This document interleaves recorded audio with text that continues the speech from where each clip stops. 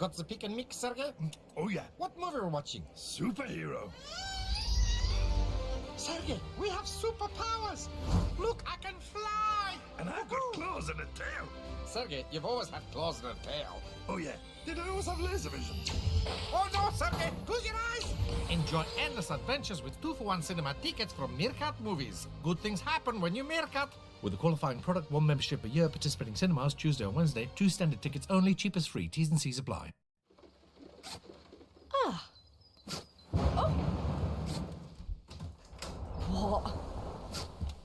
Oh, come on. Even if you're not ready, our tyres are. Master the unpredictable weather all year round with the new Michelin Cross Climate 2 tyre and drive with confidence. Find the right tyres for your vehicle at quitfit.com and drive away happy every time.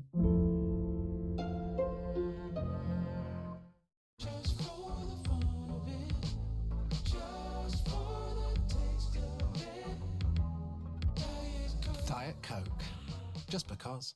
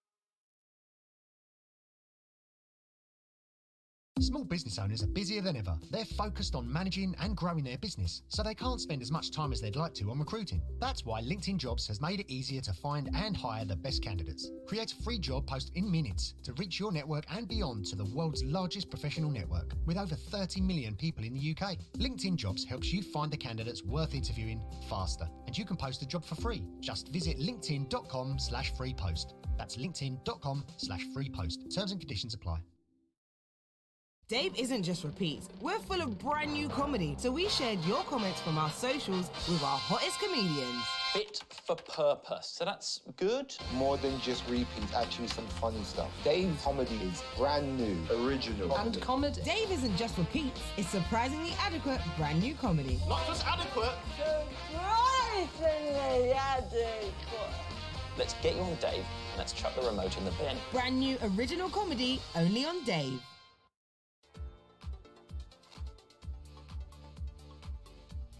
Hey guys, it's Billie Eilish. Listen to today's top hits, a playlist where hits are made, only on Spotify.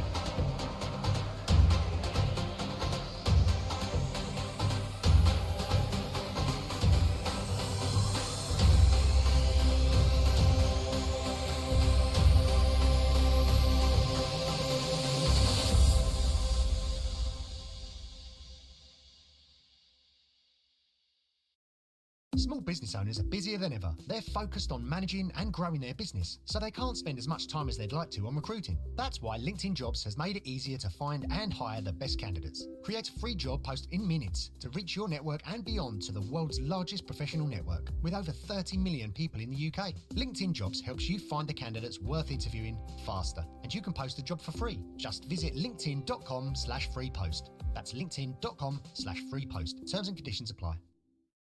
Got the pick and mix, Sergey? Oh, yeah. What movie are we watching? Superhero. Sergey, we have superpowers. Look, I can fly. And I've got claws and a tail. Sergey, you've always had claws and a tail. Oh, yeah. Did I always have laser vision? Oh no, Sergey! Close your eyes! Enjoy endless adventures with 2-for-1 cinema tickets from Meerkat Movies. Good things happen when you Meerkat. With a qualifying product, one membership a year, participating cinemas Tuesday or Wednesday, 2 standard tickets only, cheapest free. T's and C's apply.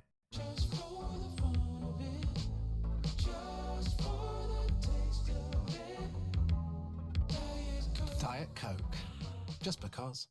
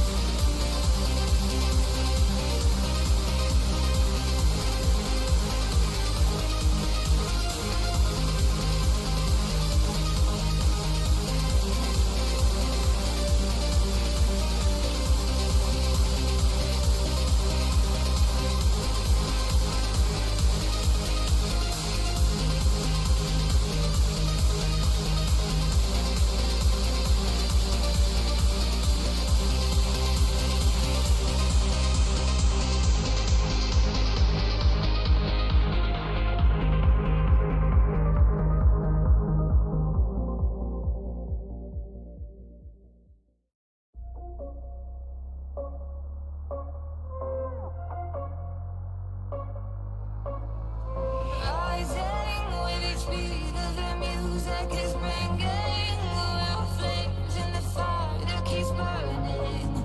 We're inviting the night in. Welcome, my heart so full, but I'm devoting myself to the night. There's no motive. We're just listening. We're existing.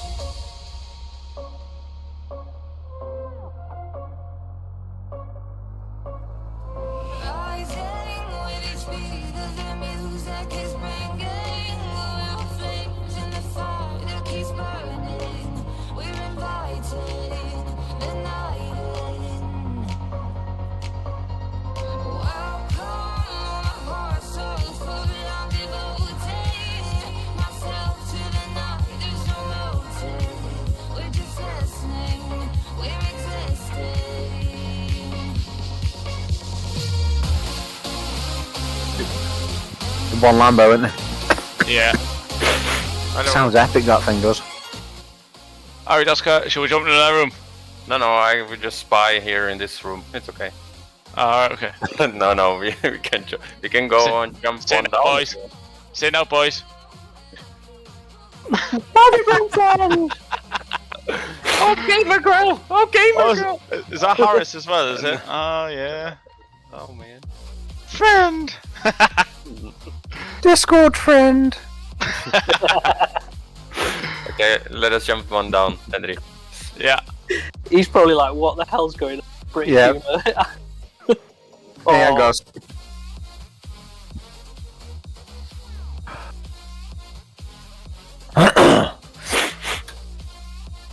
Oh, man. Still suffering, mate.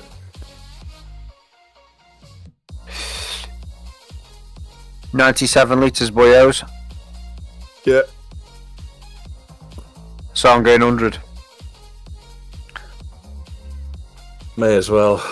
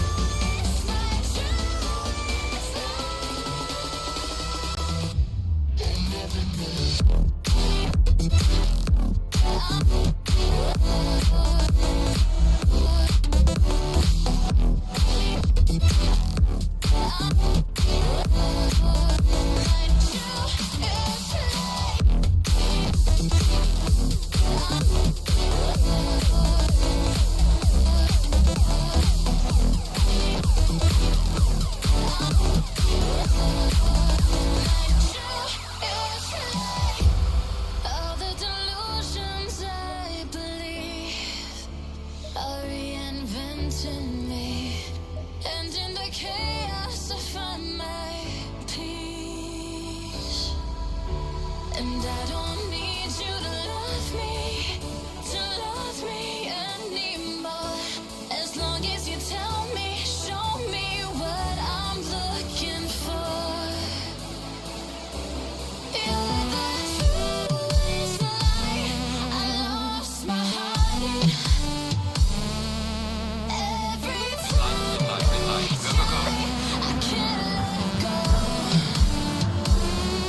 And nothing ever goes the way you planned it. I understand that now. You're the truest, my truest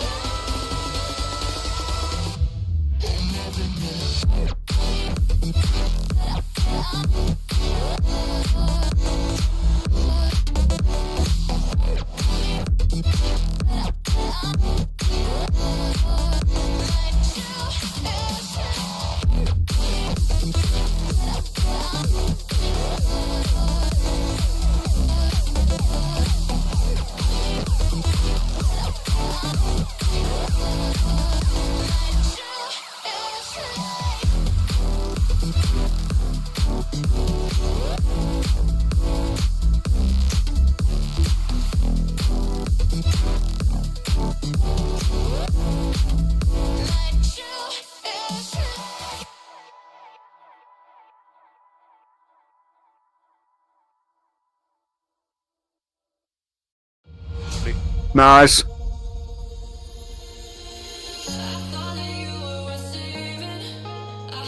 Did not?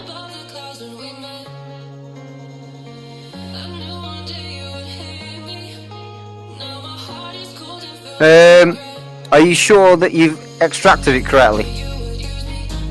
I know I'm asking a silly question here, but I've done it a million times wrong.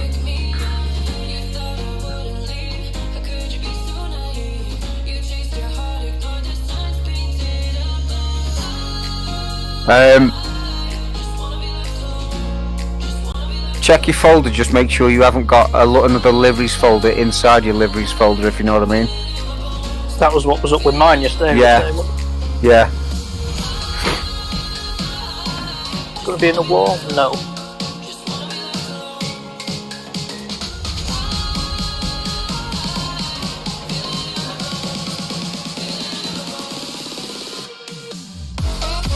They're all in. Tell you what I did on Adams yesterday, instead of extracting it straight in, I extracted it to the desktop and then copy and pasted them in manually. Yeah, that could be a plan actually, yeah.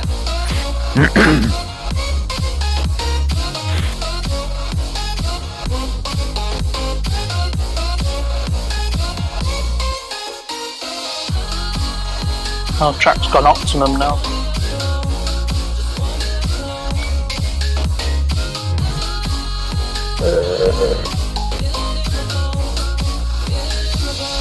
What time of day are we racing?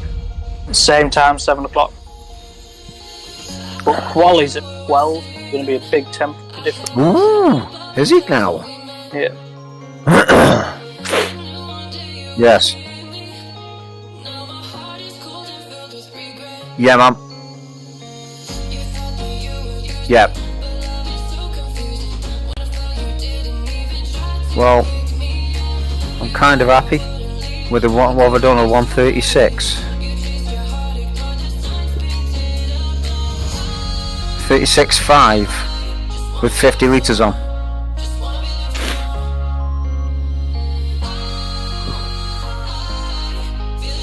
Not too bad, I suppose. Wow, that's a very pink Ferrari.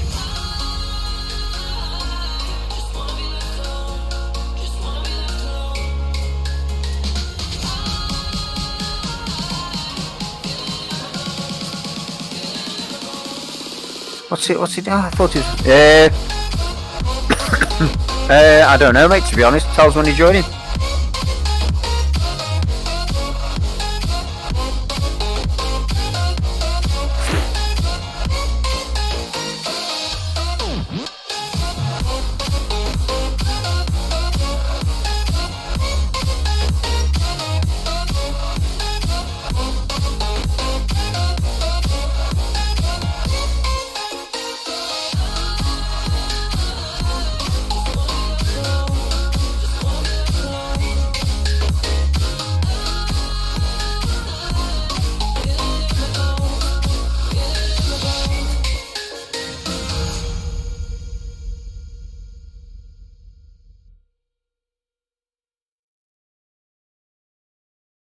Dave Nothing isn't yet, just mate. repeats. We're full of brand new comedy, so we shared your comments from No our lag. socials with our hottest comedians. So that either means you're not loading any skins, More than just repeat or some funny stuff. Dave comedy is brand you don't as a spectator. And comedy. Dave isn't just repeats. It's surprisingly adequate brand new comedy. Not just adequate.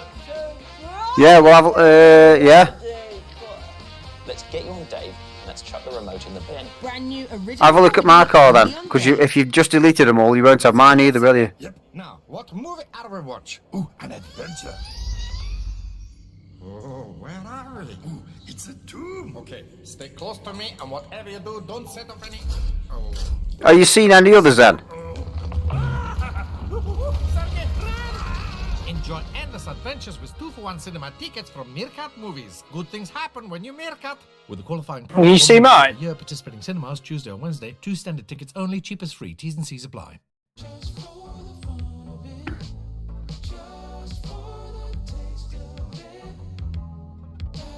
Diet Coke. Just because. Should be a red APR one.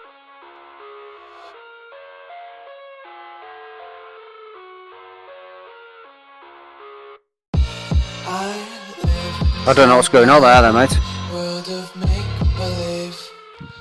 I've got no answers, I'm afraid.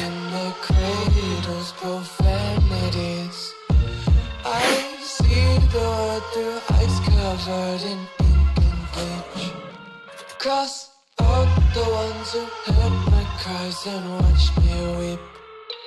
I love everything. Fire spreading all around my room. My world's so bright, it's hard to breathe. The green light. Yeah, but they agreed. have to.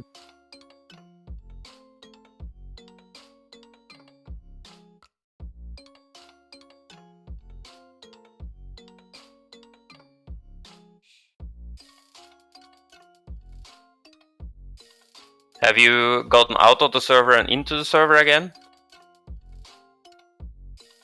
Then you put something wrong in. Okay, we still have 10 minutes to the drive briefing. If you want, you can share your screen, then I can try to help you. I think we have everything, Henry, right? Yeah, I think that's everything covered, Oscar. I think if you want to sort the reviews out. Yeah, of course, because I mean I haven't been practicing enough, so I mean I want to do some changes, but whatever. Okay, come on, Mark. If you can share your screen, then that'd be nice.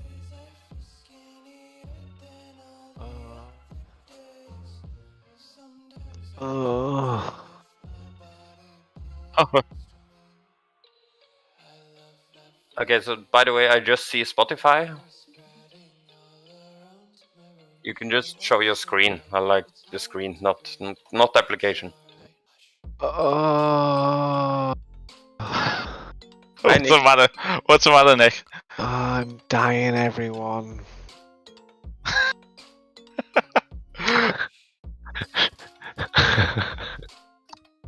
Yes.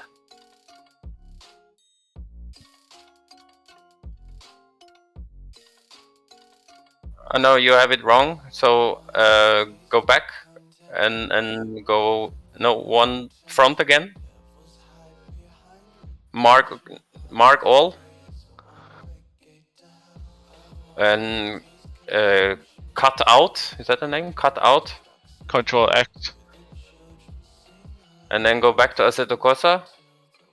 Go up to customs and liveries.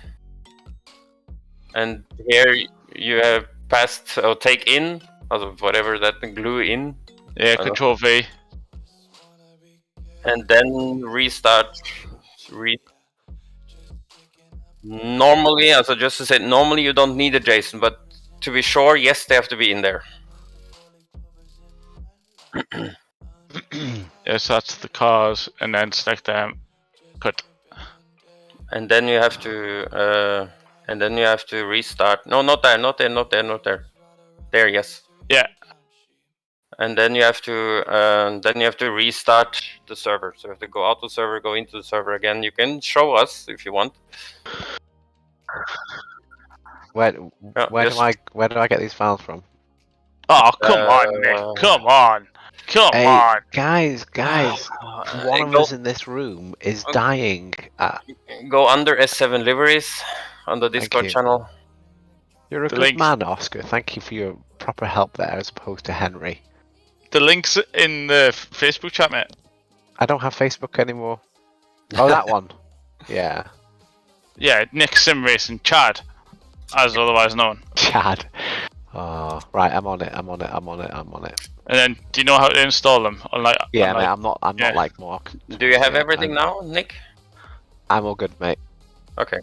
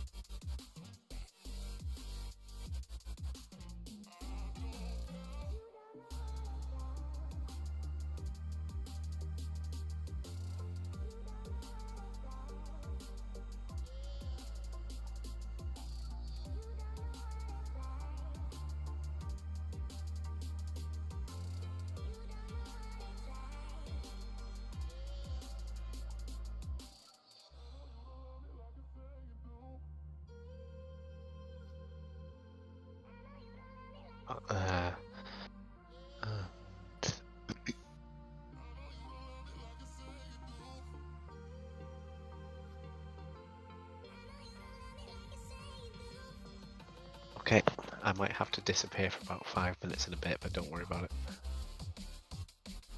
Oh yeah, no, it'd be mid-race, don't worry. No, it's not intentional, mate. Right, Exiled. I've just done the liveries so we can say, oh, what a lovely livery.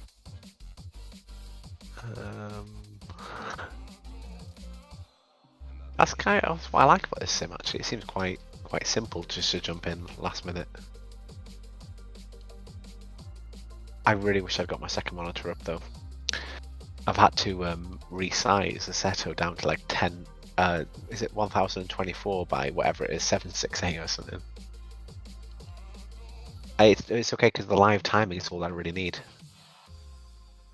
It's true. Ah.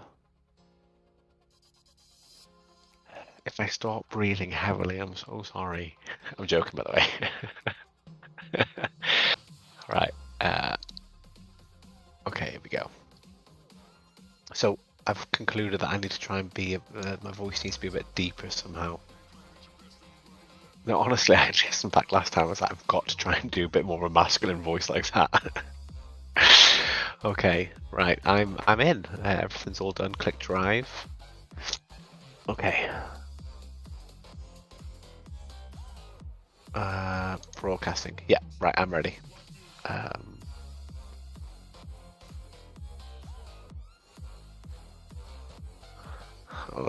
see if I can send you a print screen.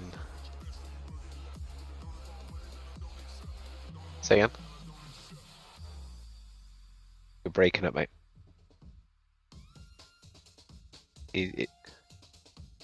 Right, look, yeah, I've just sent you a picture of my screen.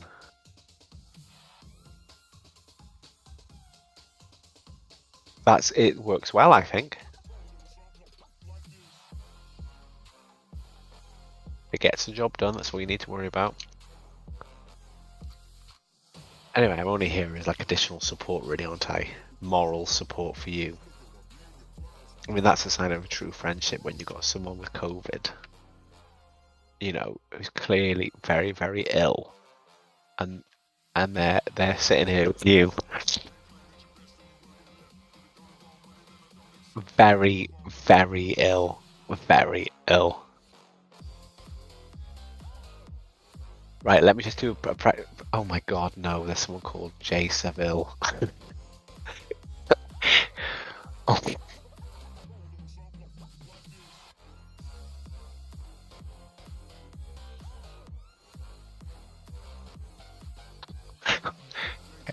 No, I'm right. I'm okay. I'm right. I just know what I'm gonna say. Okay. Right, Morquez, Wilson, Solberg, Sandberg. Oh, God's sake. P. How do you pronounce number P7? Pew? Pew. Daffer and Dixon. Number 10. Joy, Handy, Heath, Marsh, Ramsden, Smith, Cheel, Bolton. I'm going to struggle with Constantinides, so I won't say that one. That's it. DeVos, Gardner, Hutchinson,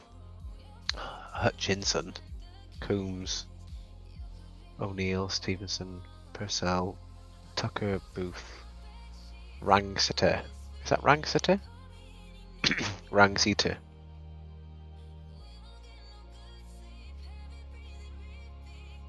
(29)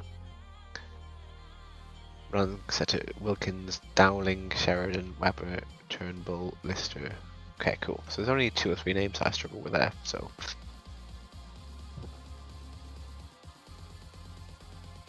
To race. Yeah, it's not terrible, mate, to be honest with you. Have you had anyone say that they can't make it?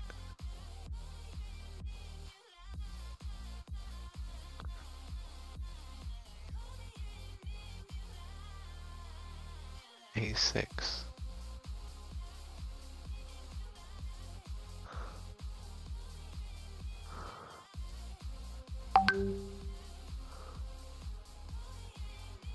Oh.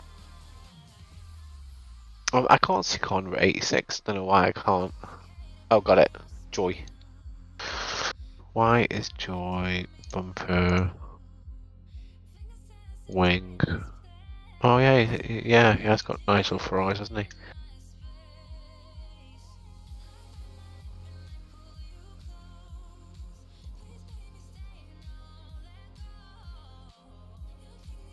You're gonna end the. Why don't you end the broadcast and then just start fresh? Otherwise, people will have to sift through 50 minutes of just like nothing really. Be a nice clean stream. Okay.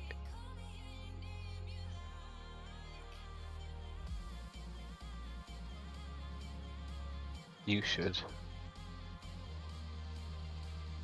Well, post it. You posted it in.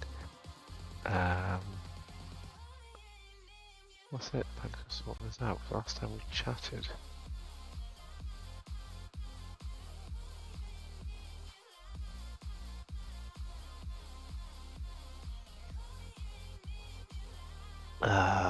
Why did you? Yeah, you put the link in. Yeah. 3 people watching.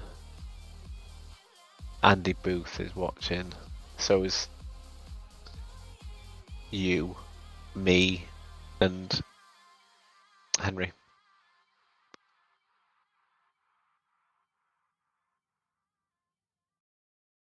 Dave isn't just repeats. We're full of brand new comedy, so we shared your comments from our socials with our hottest comedians. Fit for purpose. So that's good. More than just repeats, actually some funny stuff. Dave's comedy is brand new, original. And comedy. Dave isn't just repeats. It's surprisingly adequate brand new comedy. Not just adequate. Surprisingly adequate. Let's get you on Dave and let's chuck the remote in the bin. Brand new original comedy only on Dave. When is a briefing? I want to listen to the briefing. What movie are we watching? Superhero. Okay. Well, on YouTube it sounds like I'm just talking to myself because you've muted yourself. I'm going to listen to the briefing back a sec. You've always had claws and a tail. Oh yeah. Did I always have laser vision? Oh no, Sergey, close your eyes. Enjoy endless adventures with 2-for-1 cinema tickets from Meerkat Movies.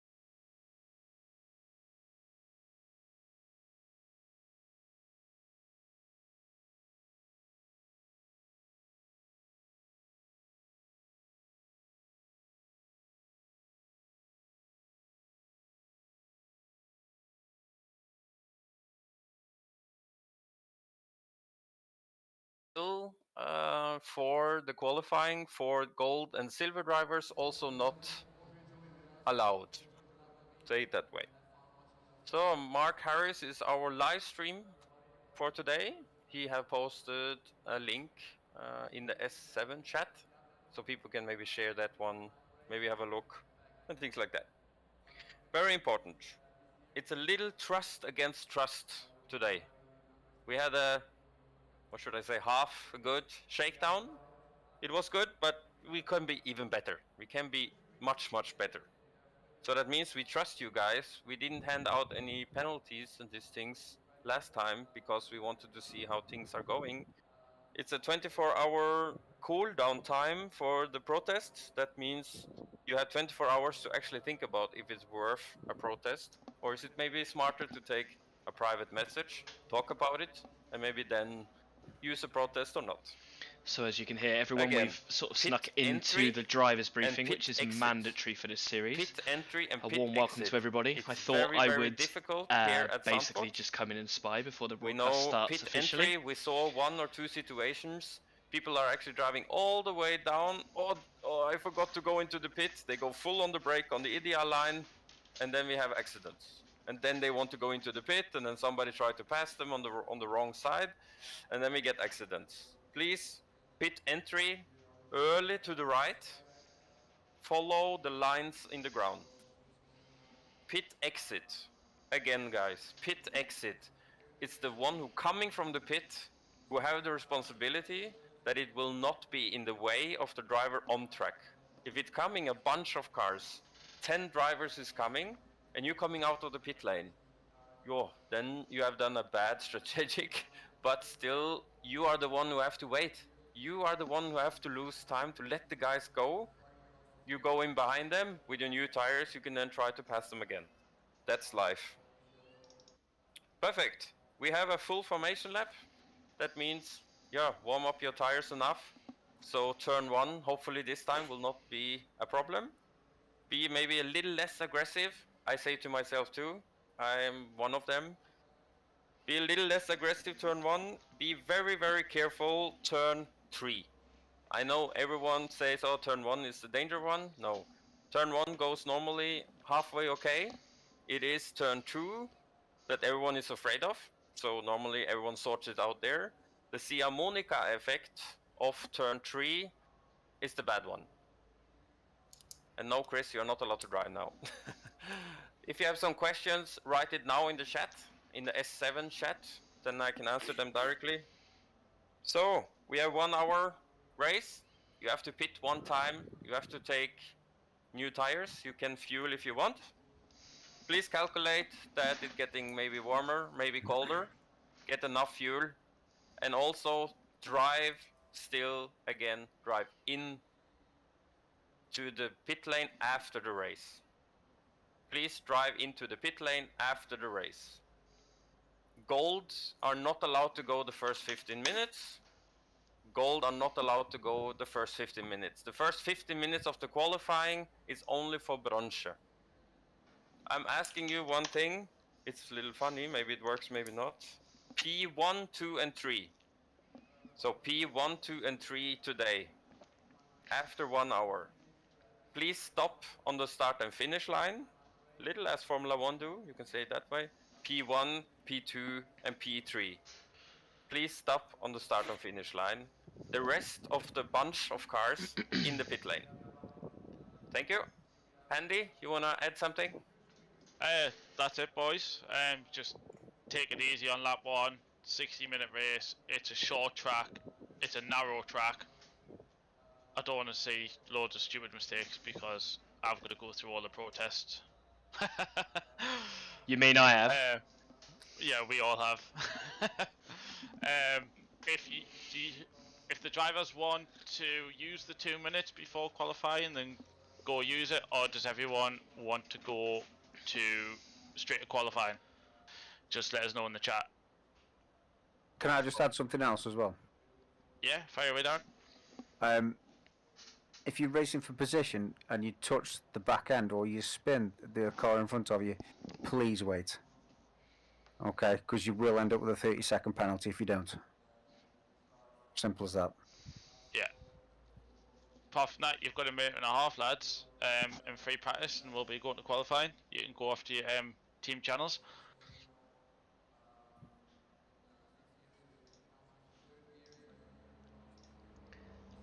Well, there we go, guys. That was the official drivers briefing. So, welcome to the EXILED Virtual Motorsports, on the verge of extinction. But here we are back here tonight with, I think it's 39 car grid around a very tight, twisty Zandvoort, separated into 3 different classes: gold, silver, or not even gold, I suppose it's pro, silver, and bronze. A very even split between the 3 classes. It is worth saying this series has an extra bit of a twist to it. The winner of this series is very fortunate enough to be formally supported, sponsored by the Real Life Fanatec GT World Challenge, and with that the SRO Motorsports Group, who very, very kindly have offered for the winner of the championship a place in their Real Esports series to race against the Real GT3 drivers and the professional sim racing teams out there. You're talking your Redlines, you're talking your Williams Esports, you're talking all of these guys. The winner of our series gets to take place, normally invite only or quite expensive. They will be racing in that. Also, we have paddock passes, hospitality passes for the winner of each class, and also, I don't think this is common knowledge yet, but there will be a raffle. We have the possibility to raffle the other prize. So everybody has an opportunity. If you take part in 7 of our 8 rounds, you will be invited. 1 person on each class will get tickets, hospitality, paddock passes to a round of their choice, and that is any in the world, any round in the world. We also very constant supporter of all of our series, all of our things. As the cars go out on track, we'll try and grab this before they go round. Simlab.eu, plenty of discount codes. JCT600, also very reputable company. They will be offering prizes as we go through, and also a company called Yes Guardians will be offering trophies to certain people as well. So good, let me introduce you to what is happening. We have a 30-minute qualifying session split up into 2 groups. 15 minutes will be for the bronze category only. They are basically, if you notice down in the bottom right hand corner on your screen, you will see there is an AM. That AM is for amateur, but only amateur in sort of class. and so you can see that by a red thing on their door and also a red thing on their window, as you can see. Turnbull, his name is in red, so they are in the AM class. They get 15 minutes. These guys haven't been sim racing for long, so they get a clear track before the actual mayhem starts and everybody else joins onto the circuit. Hopefully in the commentary box we will also have somebody else. Let me just see if they are here yet. Hello. Hello, there he is. So we also have Nick Curry, a long-time friend of mine, long-time sim racer. In this kind of series, it's good to have a duet rather than a solo. I'll be honest, I tried doing this last week on my own, and with just the 21 cars, it was very, very hard to keep on top of what was going on. So hello, Nick, and we will wish him a warm welcome. I will also, I'm not sure kind of what traction we'll get in terms of an audience. I can't imagine it'll be very many, but we will try and keep on top of the chat and answer any questions that people may have. Excited, Nick? I mean, if you're playing the sim racing bingo, one of the things on the card to have tonight is how many times Nick mentions that he's got COVID. I've got no sympathy, but he is here. He's got COVID and he's here with us this evening. So. Oh, well, now that you've said that, I can't mention it. But yeah, thank you for having me here. It's always a pleasure. It's actually nice to be on the other side of the grid as such. I didn't realise round one was coming up so quickly, but I'm actually genuinely excited. I love this track as well, so it's a bit of a shame that I'm not racing, but it's nice to be here with you. Thank you very much, Nick. Same. The pleasure is all mine with you as well. So we were just watching the first lap times coming through. Just to put into perspective, the fastest lap time in practice was a 1:34.6. Andy comes through and does a 1:38.5 on his first lap. And the next car to follow through is Gary Turnbull. Apologies, I do recognise some of the names from the test round, but we'll try and keep on top of them the best that we can. Nobody's really lighting up the track too much at the moment, but you know, it's literally 2 minutes into the session, so I'm sure they're just warming up the tyres and getting used to it. But already some good pace from Personal there. Again, we have to remember tonight, Nick, that we've got the different classes, so... Yes, your instructions were so informative, I understood them straight away, and it was the first time I'd heard of the rule as well, so you need to pat yourself on the back there. So, let's go. Gary is actually 4/10 up on his best lap, which would actually put him into P2 in class if he's able to keep this on. Let me just try and peek a decent view. We'll go with that one. Just see at the end of the lap if Gary is going to carry on going around. He's currently 6/10 up, so he's looking on quite a big improvement. But also, Andy Purcell actually is looking very likely to improve as well. 4/10 up. Well, I think so. It's Gary then. Yeah, he's definitely going to get. Oh, he's lost a bit of time there, hasn't he? Lost quite a bit of time. He has, yes. It looks like Gary has gone off. It's worth saying as well that people are provisionally in these classes, so if we see any patterns where we think, nah, hang on a minute, that's not quite right, we can and reserve the right to adjust these things.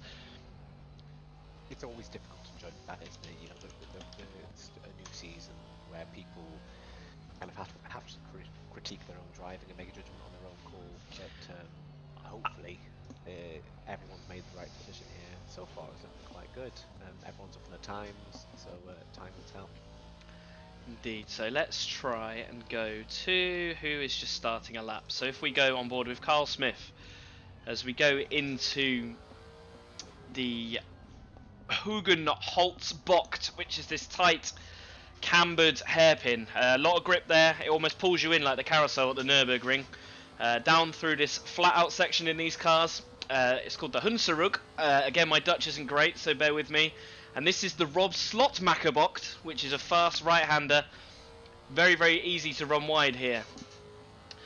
Go down here, slight kink to the left, and then Schivlak, which is a sort of sweeping right-hander that seems to go on forever into the Marlboro Bocht. Many different lines through this corner, and then into Renault Bocht. Bocht being Dutch for corner. This one you seem to have to wait forever to get on the power, but you need to get on the power early down to this run, down to the Audi S chicane, or the Audi S Bocht. brake just before the curbing. Use as much as you can on the right hand side. In fact, we missed the apex here a little bit. And into Hunsrud. Down this little short straight into the Kumo corner. Kumo tyres, Kumo box. Again, very easy to run wide here out onto the sand. And then into the Arie Luijendijk curve. Famous Dutch racing driver. And we will continue this if he goes round and just watch the beginning of the laps as well, and we'll see what's going on with the times in a second. Homegrown support for Lister here. We've got Henry saying, "Go on, Lister lad," in the comments box. Currently P8, so a bit of work to do there for him, and 3.6 seconds off the pace. So hopefully he can pick something up shortly. Actually, who is this? Tom Coombs actually goes quickest. I'll be honest, Tom and I think is it Dominic? Yeah, Dominic Joy. These were two of the people that I think are sort of on the cusp between amateur and silver, but it's almost where do you stop? Both names that I recognise from various other races. We race them, and they're these drivers where you can't foresee how they're going to go. But I would remember I had some great battle for the Joy. It wasn't the Joy at the time, of course. So it's going to be an interesting one to see how he fares in this. So we've got another 7 minutes till the silver, until the bronze guys go in, and the silver and the pro class will come out onto the track. That will basically add another 28 cars, which on a small track like this is going to be pretty chaotic. We're just waiting for a time from Booth now. He's currently about to start a fresh lap.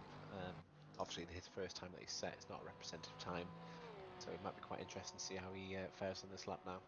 Yeah, I've noticed every single lap that he's been going around has ended up on our timing screen being as a red time, which means that they've cut the track basically. So whatever lap they're on will not count. So I don't know if Andy's struggling a little bit, but he does need to get a clean lap in. He's only got 6 more minutes to do so.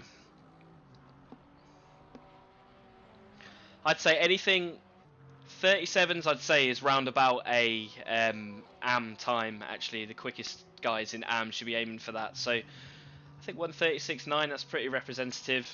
Maybe pushing towards the silver a little bit, but again, some people are going to be quicker in other places. We've got a Lister's on a second up at the moment. Dropping down now slowly, but even then, that might hopefully push him to P7, P6. But as I said, he's losing time now. Guys, can I pinch you for a second?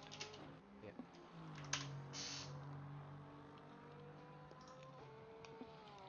Where to? Anyway. I'm waiting on it. I can't remove the name tags. Someone just mentioned we got the name tags above the cars. I'm pressing Control and L.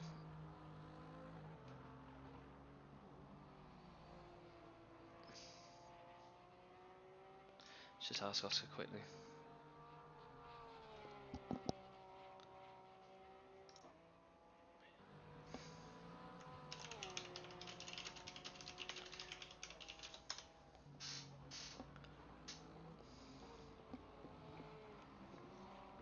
So we'll follow. Andy Booth actually goes into PA. I'm just trying to figure out what the somebody's just asked me if I can remove the name tags from the cars.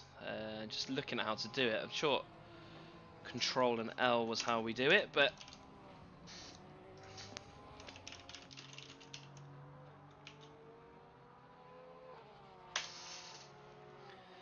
we will change driver very, very quickly. Who is improving? So, one guy we've not seen yet, Patrick Webber. Coming down to the Audi chicane. We've just had a few little tiny requests, if you don't mind there, Mark. Sorry to do this to you. Yeah, of course. There's 2 little ones. Some people saying that my volume's a little bit low, and also, can we remove the name tags? Yeah, I'm just trying to sort out the name tags, mate. Apparently it's Control and L, but it's not doing anything for me. And I will turn you on, up now. No, don't make any jokes there. There was also one about child settings on the chat, but the chat's working for me, so it might... I've sorted that out, mate. Yeah, thank you. Oh, brilliant. So, Webber goes P4. We've also got another name into the mix, a Mr. Tucker. not Tommy. Is it Martin? No, I work with somebody called Martin Tucker, so that's. I mean, unless he's not told me that he sim races on a Tuesday. Mike Tucker up into P3. Again, best time a 36.9. We've got another name here, John Dowling, a name I know well, somebody I've raced with many times. He's currently on a pretty good lap. We'll follow him around. Well, we've only got 3 more minutes before the other guys come out.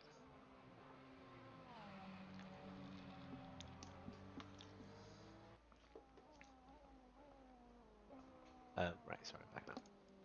I feel like I'm becoming your personal secretary. What does that mean? At me is N. I'm trying to get rid of the bloody names. Well, don't worry about that. You've got the warm down time, so that can be a request. We'll carry on with the qualifying.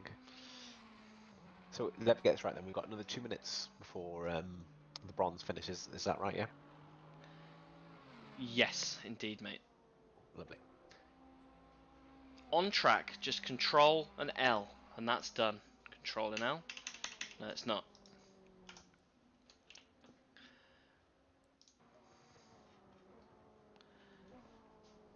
They might have to stay on for this one. We'll sort it for the next one. So, what's going on? At the end of bronze qualifying, we're sorry guys. We're Dominic Joy is currently P2. Picture of, I just noticed, Nigel Farage on the side of his car. I'm not entirely sure why. Nobody else is really improving. Andy Booth is coming out onto the track again for another lap. Literally, these will be the last laps. Dominic Joy improves by a 10th. Who else? Mr. Webber is sort of matching his time. Booth has jumped Turnbull and Lester. It's I really thought I was kind of very helpful for Turnbull. He started off the session really strong, but I don't think anyone will be disappointed. And to have these guys who have to define their own class to be that far apart, to only be 2.6 seconds apart, I think that's pretty decent, to be honest with you. Joy is a 10th up. It's sector 3 that he's been struggling on, so hopefully he can see that information and do something about it. Yeah, just noticed that, mate. Thank you for letting me know. Yeah, 3/10 down in the last sector, so that is where Tom Coombs is finding all of his time. Tom seems to be pretty content of his lap. He's sort of done it, and he hasn't come back out on the track yet. I've always loved that. I've loved the bravery of that. It's one of those make or break decisions. You either look really cool with it, but I'm watching now. Joy is actually 6/10 up, heading into the final sector of the lap, so it's going to be an interesting one to watch. Yeah, we are on board or watching Dominic Joy here. Do they see this delta as well in their car? I reckon it's a bit of a mind game, really. It always used to affect me watching it go down slowly, but I'm not sure why Mike Tucker's just sat there, but yeah, he is. He's 5/10 up actually, isn't he? So this is looking like this will be provisional pole. He's 6/10 up, coming down the start finish straight, and it looks like Dominic Joy indeed will take pole by 2/10. And he fixed his sector 3 quite nicely there. So. And did you see the roar of all of the others just coming out there? You can see just behind all of the noise. The decibel level has just increased tenfold. Incredible. So Dominic here comes. So chuffed with that. I mean, Dominic should be. I mean, probably pulling over and just going into the pits, I would say. But we will see what he does. Well, they're on their outlap, and some of these they want to get their elbows out. It's a bit of a to be stamped with this bronze thing. It can affect you. So some of them will want to be thinking, no, you know what, I deserve to be here. So you'll work around me. Okay, Booth finishes what should be his last lap and goes up into P3. He should now just get off the track, which he is. And P Webber, I'm assuming this will be it has to be his last lap. So if not, there will be problems. Everyone has been well briefed with this. I mean, Dominic Joy, is he going to... And in fact, Webber does come into the pits. Good lad. Well done, Patrick. I mean, Dominic is right in front of the quickest pro driver at the moment. But they're on their outlap, so hopefully he'll dive into the pits. But we'll see now. Fingers crossed. We don't want to see any silliness. So yeah, just a quick run through, and he does put into the pits. So, bronze class, Dominic Joy, 36.6. In my eyes, that's a silver time, but we'll see. Tom Coombs, Andy Booth, John Dowling, Patrick Webber, Mike Tucker, Andy Purcell, Carl Smith, Gary Turnbull, Mark Lister, rounding out the 10 bronze drivers. So, we will go on board with... I can't do it. It's not Jonathan Seville. It's Jimmy Savile. Sorry. Now then, we won't do that. Yes. That's a very... I'd not seen that livery before. That's... well, yeah, it's a bit of an eye. It hurts my eyes a bit, but it's very bright, isn't it? Oh, which one's this now? The Pulse livery, the yellow and pink. Pulse, a team that I know well. It stands out. It definitely stands out. Not my choice of colours, but this is what I love about people who design liveries. You know, you've got complete free reign. You can do your own creativity. So good for them, I say. So we'll go with Seville. It's coming down into, I believe this is the hairpin. No, the chicane. Yep, Audi corner, Audi chicane, and this will be the first sort of quick lap we will see from any of the drivers that are out there at the moment. He was P1 in practice, wasn't he, there? He was indeed, mate. He got into the 34s. Nobody else was really able to get close. So I think if this lap is a 34, unless anybody else can really sort of get their elbows out, I think this will be a 35.2. And I think it will go quicker. Oscar does a 35.9, so we're already quite a little way off Oscar in this new pink livery. I'd not seen... Oh, watch out for Monty Wilson. Monty Wilson is generally been the quickest of our Exile drivers. We've got a few people due to the prizes, I think. Wow. How far off, mate? 2/10. Yeah. It astonishes me that they can come out and do a lap like that, and then I'm looking at the top 8 at the moment, and they're all going faster than they did. It's always baffled me how people can increase their speed when I try my hardest and I'm always down. Looks like a bit of traffic there. Is that Tom Smith? Yeah, or is that which Smith is that? 87. That is Tom. 87 is Adam. Oh, is that Adam? Sorry, mate. Yeah. Don't apologise to me. So Rasmus Christensen, another Pulse driver. We visit our friends at APR. John. How's John getting on? In the old silver class. So currently quickest silver is Kyle Daffin. Again, probably a gold driver, but we'll see what happens after this race. What are the chances of all the classes being grouped together? In the shakedown race, the classes were absolutely bang on. Okay, well let's hope. So far, it's looking pretty good. Although I tell you what, you're right about Dominic's time now. He's right in the middle of all the silvers. Yeah. So Mr. Seville, miles ahead, 3/10 over Christensen. It is, in all honesty, his series to sort of lose. We've not had him race at Exile before. He has just turned up. I mean, I've got a good idea why, but you know. So it is his to lose. So we'll see what happens. He is the quickest driver here, and with that, obviously Lewis Hamilton is better than Max Verstappen. So it's always Lewis Hamilton's drive to lose. So let's have a look through some of the silver class. Names I don't know. AJ Jones, Turn 1 driver. P12. And he actually spins. That was good timing. And his bonnet flaps up in the air. And he now needs an ambulance. We'll go to... number 69, I automatically assume that was Jody Marsh. But it's not. It's Jonathan... Oh, it might be Jody Marsh. It's Jonathan Marsh. Whilst you were doing that, I was just watching Dapper again. He's just gone quicker again. So he's actually up to P6. He's ahead of currently 7 or 8 of the. Is it platinum? Is it platinum? Oh yeah, I don't really know, like gold, but yeah, pro. I think it's pro. It's down as white on my screen, so we'll say pro, yeah. Alright. So what we're saying Who then, pro, is quickest? silver, and Solberg is just about to improve. P7 currently goes P5.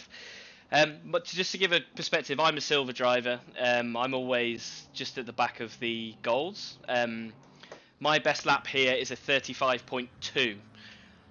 So just to give some perspective, I don't know whether that's I'm particularly good at this track or whatever, but that's P5 at the moment. Exactly, and there's no way I'm a gold driver. So I think over the course of a series, we're going to see different changes. So let's jump through some different people. Who's improving? Darren Bolton, currently in P19. Is currently 6/10 up. He's just coming round into the last sector now. Through that Ari Lyondike curve, down the front straight. This is going to put him probably to P10. And it actually puts him P8. That's a great lap from Darren. People I would expect to see up higher. We've got Vags, Mr. Marquez. He is about to go into the 35s and go P7, proves a couple of places. Yes. Who's lower down than I would expect at the moment? Adam, actually. Adam Gardner. I've seen him go quicker than that. That's actually my livery. So it's because I'm doing commentary, I'm not racing, so it's quite funny seeing Adam in my livery. Yeah, it was strange when I had to get rid of your little European flag that you wanted. Oh, it wasn't you that had the European flag, was it? It was John that had the European flag. So who else is going around with... Who is improving at the moment? We've got... I think Adam's probably the best person to watch at the moment. Oh no, he's just lost all his time. Heath. Kirk Heath. One of the... I'm not sure there's many Mercedes actually. I wish this thing gave me a view of what cars people are in. I have to basically just click through. But let's follow Kirk. He is 4/10 up, so currently looking at getting into the 35s, about 35.7. So this potentially could be P7, P8. He has lost the time. Sadly. Interested to see a couple of platinums, Ash Knight and D Pew. And yes, you're right, he has lost the time. They are still not set a time really, a competitive time. Their last few laps have been chalked off. That is a very pink Ferrari. Enzo would be pretty upset with that, I think. How are we looking at the front? So Seville is still quite a way away. This is very similar, I got to say, to the...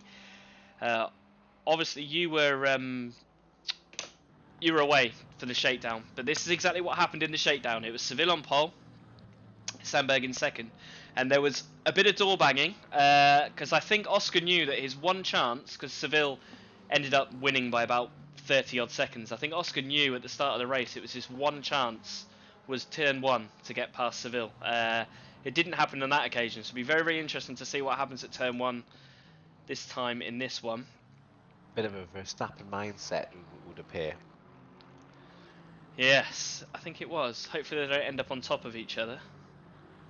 Or at least during the race. Maybe after. Yeah, the makeup. Although England to Norway is quite a distance. We've had Thomas Coombs in the chat box. He says he's very nervous for this race, but I don't think he needs to be nervous. Where did he qualify again? It was P2 or P3, wasn't it? It was P2 in class, yeah. P27 overall, P2 in class. So class of 10. Don't be nervous. Just keep your head down and focus on your own race, and I'm sure you'll do well. Exactly. That's my personal message. Sorry, we've got the two Platinum or Pro drivers in 15th and 16th are both 5 and 6/10 up. So we'll follow them, Ash Knight, through his final corner as he comes through Ari Lyondike onto the front straight. A bit of a toe from DeVos. He goes from P15 to P7. So up into the Pro guys at the top. I think Pew that will also... Actually, he's Italian. I've just noticed Daniele, so that would be Piu. Daniele Piu, I think. No, I'm just going to be quiet with it. Ashley Knight, is Ashley Knight? He's on I'll tell you what, he's on for a P5 here. Oh no, he's just from wide. He was on for a P5. No, he's 3... Oh, well, on my screen he's still almost 3/10 up. Pew's 8/10 up, so we shall see. He was nearly a second up. Then again, he's only on sector 1, so there's lots could happen there. So, last 2 corners. I think this will be improvement, definitely, through Kumo Curve, now through the Ari Luijendijk, or the Ari Louvenochbocht. There's another little interesting stats come up that Thomas provided him. He's the only Hurricane in Oh, this race, Pew it goes seems. P5. Is there only one Lambo? He does, yeah, so well done, Pew, there. Pew. He's absolutely shot his way to P5. Do you like it? Shot his way. Yes, yeah, I got it. So how long we got left? We've got 2 minutes, so probably 2 laps for people. We have got the sort of rear end of the top 10 improving. Dixon and Knight, there is literally tenths in it. At that section, you've got Solberg and Pugh 7.83 off the pole and 7.98. They are very, very close.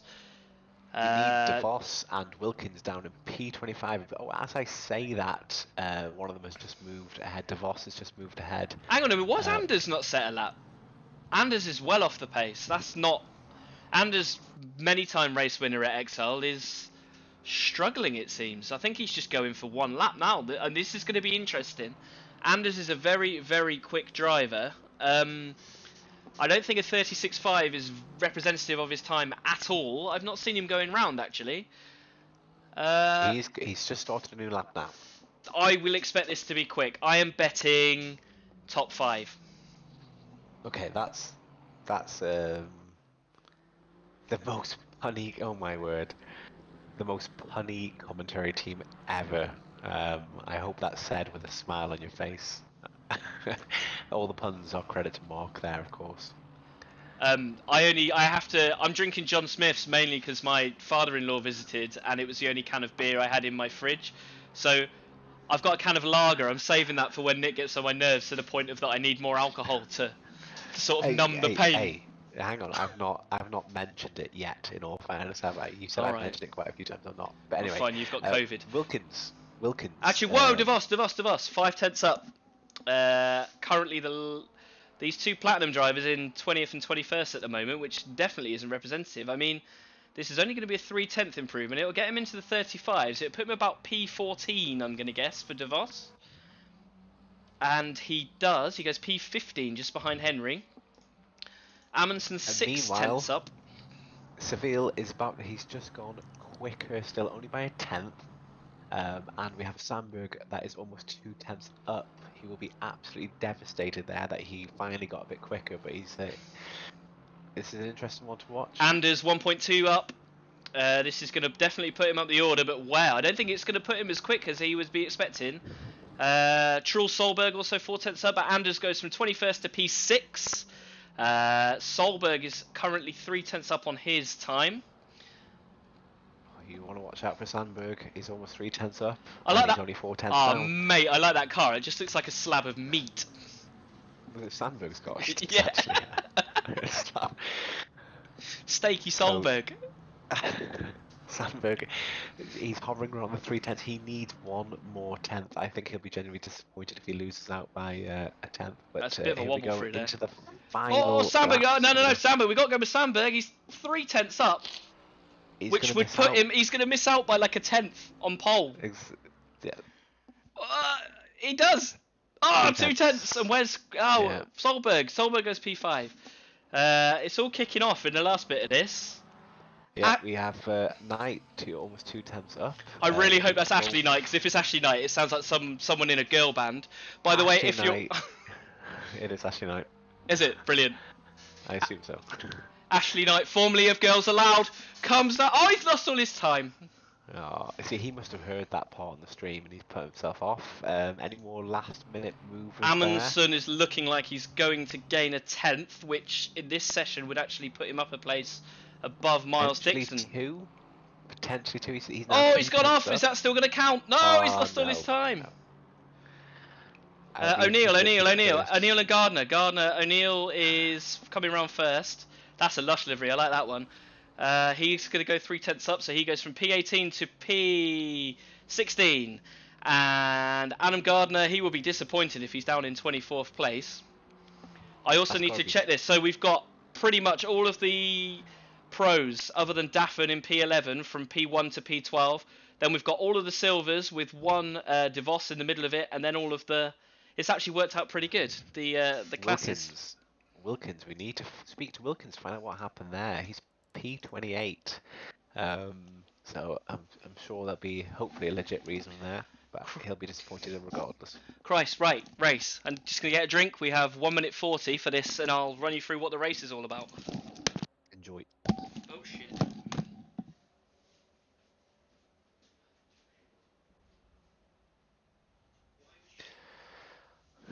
Wow. It's a last dash of laps there. Exciting as always, but it would turn out that Mark and the admin team are quite well with how they placed the drivers. I will let Mark do the rundown, but it would seem that we have pole positions for Seville, for Daffern, and also for Dominic Joy as well. So well done, those three. Oh man, I'm pretty sure Crofty and Martin Brundle and whoever else don't have to pick up cat poo off the floor before the race starts. No, I've got a cat. I'm getting there. Both go to the vets tomorrow to get their little bits chopped off. But there you go. There's a little fact for you. Have they got COVID? You're mentioning it more than I'm mentioning it. Anyway, right. So race, hour-long race. Yeah. Oh, you've done it. You've done it. No. I just picked the pole position for each of the classes, so I'll let you do the full rundown if you want. All right, cool. So yeah, hour-long race. There is no, basically no pit window. You can pit when you want. You can pit lap 1, lap however many laps it's going to be.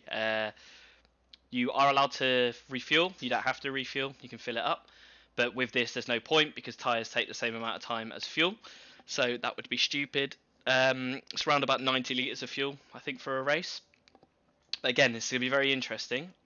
I wish I could take those name tags off, but it's not working. I'm not going to mess about with it now. That'll be done for next time. Yeah, it's weird. So, as they go. So, tell you what are you going to go through the grid now, or? I can do very, very quickly. So, you can see down in the bottom right, so I don't have to tell you the classes. We've got Jonathan Seville, pole. Oscar Sandberg, he will be desperate to get by at turn 1. I think if he does, it's going to be a very, very different race to the shakedown. Christensen, Rasmus Christensen. I'm guessing we've got England, Norway, Denmark, England.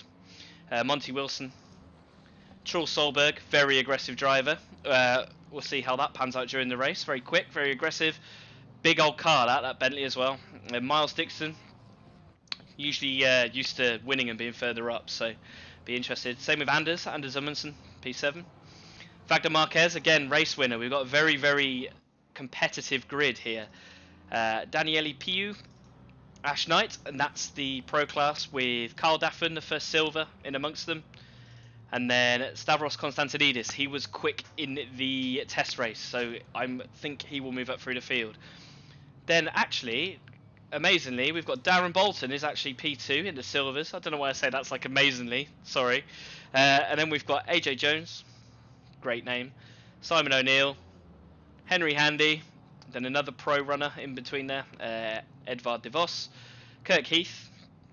I'm trying to get through all the cars so people can see them, but we're running out of time. John Cheel,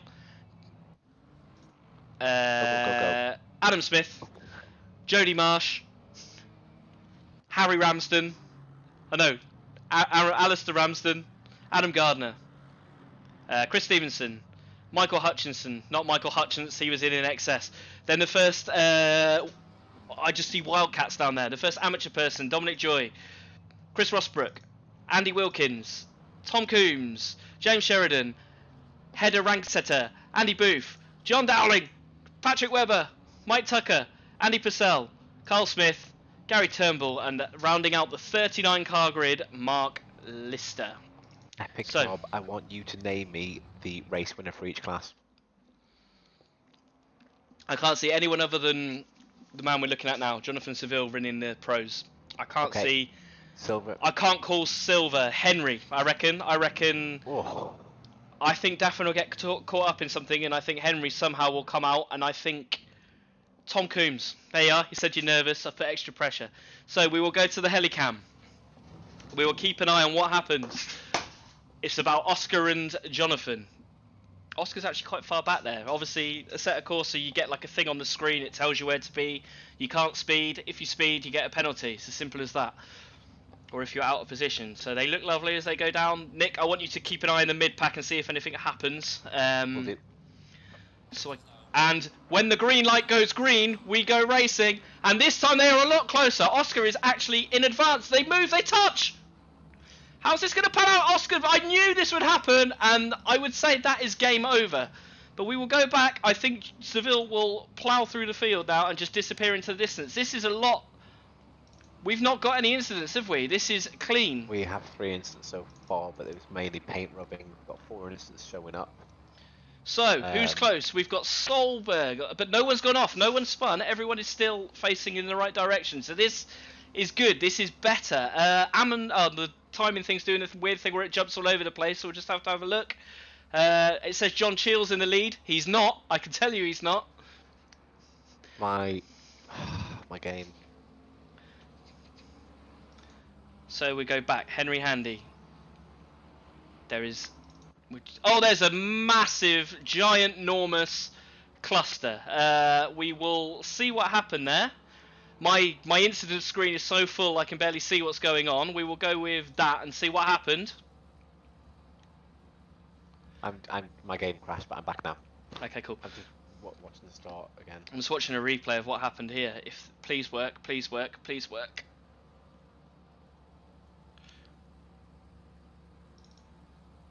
Right, I'm back on board. Right, okay, I am back. I apologise for that. So, my game's crashed. It did this before. It hung for about 20 seconds. Oh, please don't do this now. After all of this practice and time and everything else. Don't click anything. Let it do what it wants to do. I'm watching for a moment. Let's have a look. Yeah, so... okay, we're back. I think it was just a massive lag. Alright, it's trying to load the replay of the crash. Yeah. So, what does happen? These two guys touch, and then there's 2 spinners up in front, and then... I think everyone just collects them. With replays, by the way, just on a side note, careful with replays, because every time I try and load one, it hangs my game. Okay. Maybe we'll leave it a bit. Apologies about that, guys. Not a lot I can do. So, Seville and Sandberg, actually, this is the closest I've ever seen them. I normally expect Seville to drive into the distance. So we're looking at gaps. I think we sort of stick with the helicam. Keep an eye on these top 3. Oh, it's so disappointing to see so many cars in the pits already. We've literally got 8-9 cars in the pits. It looked like quite a big accident. I'll try in a bit to try and see what happened when it calms down. But Seville isn't having this all its own way this race. Oscar is a lot closer. I mean, there's a lot more cars on the track, so if this can stay as bunched up as it is right now, I think traffic is going to play more of a part than it did in the test round. But yeah, Seville is still leading. We've got Daffin and Bolton just there. Just on a side note, with the bronze class, unfortunately, it seems that Joy was cooped up in that instant there. Whatever happened, unfortunately, he's in the pits. So, as you called, we've got Coombs in the lead, but unfortunately, that looks like it's game over for Joy there. He's still in the pits. Let's keep an eye on that. We've also got Marsh, Rosbrook, Smith, Gardner, and Dowling as well, and they are joined by Rangaster, Booth, and DeVos. The positive thing, it seemed like that incident wasn't caused by contact. It seemed like a couple of people lost it, and then people couldn't avoid it, rather than people hitting each other off the track. I didn't see anything that was bad. The T1 here is so easy just to go wide, and we saw quite a bit of it. I mean, I know for a fact on my iRacing days, it was very easy just to go wide, and you would just go on the gravel, and that's pretty much it. So, unfortunately, I wish we could get a replay of that, but yeah. Do I try again?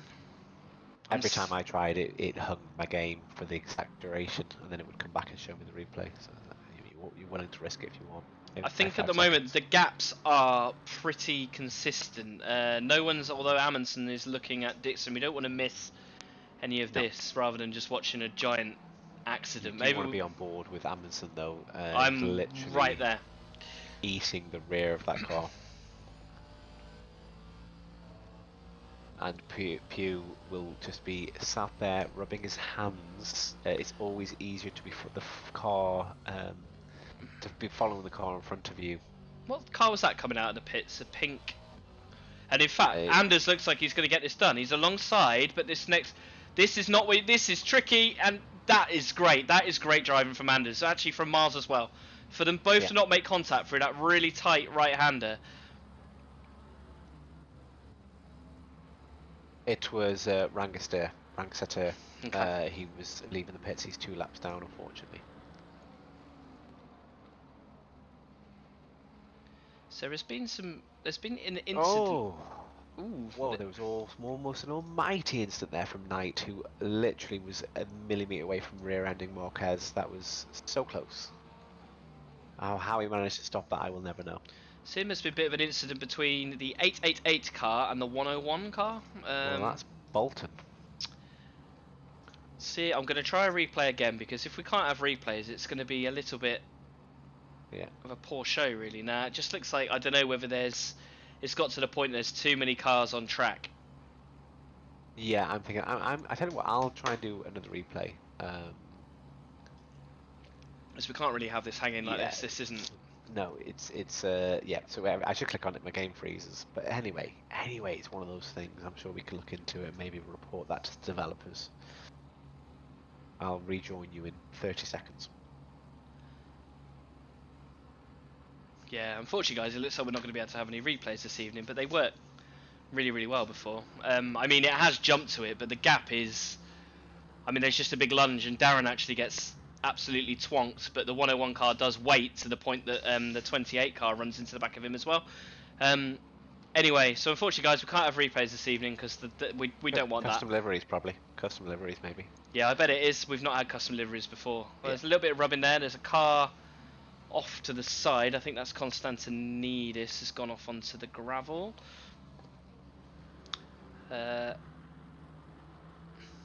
Yeah, custom livery sometimes is not worth the aggro, I think, but... No, you can tell it's almost like reloading it each time. Yeah, it is, mate. I think you're spot on. So, the closest battle on track at the moment is Stavros Constantinidis. Be interesting to see if anyone pits. And in fact, Christensen has dropped right down the order, the number 30. He was in P3. And he's down in 12th now.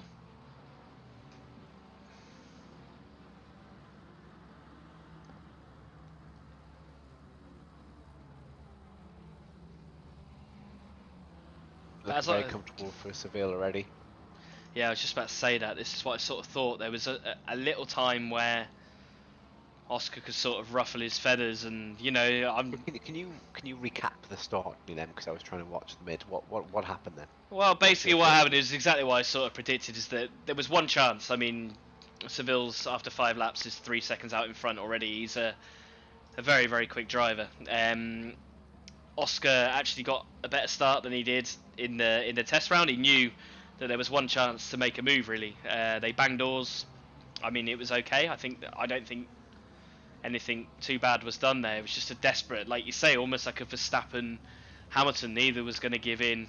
It was either going to end in tears, or for Oscar, it's going to end in Seville driving off into the distance. So yeah, I think these people forget. I mean, of course, this is all virtual. There's no comparison, but in comparison to the Verstappen and the Hamilton instance, you know, you're meeting 2 expensive things to come together, and they're gonna break. They're gonna damage.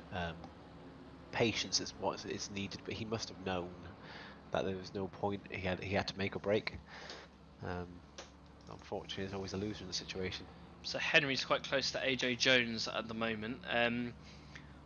I will say a real good battle that we had in previous series was the number 28 Henry and Carl Daffin. The number 7, they had a bit of an incident at one of the rounds. There was quite a lot of trash talking between them. I think handbags were thrown. So we'll see what happens. It's an hour-long race. Different drivers, as you'll learn if you watch each race, have different sort of pit stop strategy styles. Let's go with Adam Smith for a moment. He's in a 4-car gag. Oh, Smith and Shield have just both gone past someone there that's literally so close. And Smith is right on the bumper. There is actually a blue flag there, mate. I think the pink car is the Coombs. Rang setter, isn't it? That pitted earlier. Is that right? Oh yes, of course. Yeah, it would be. So we've got blue flags to deal with already. Well, again, 8 of them were in the pits, so that's going to massively affect their race. They'll know they have the speed, but on-lapping yourself is always a hard thing. Although, a point, they've pitted already. It was very, very early, and I don't know if the tyres will last that long, but they have taken their mandatory pit stop already, so...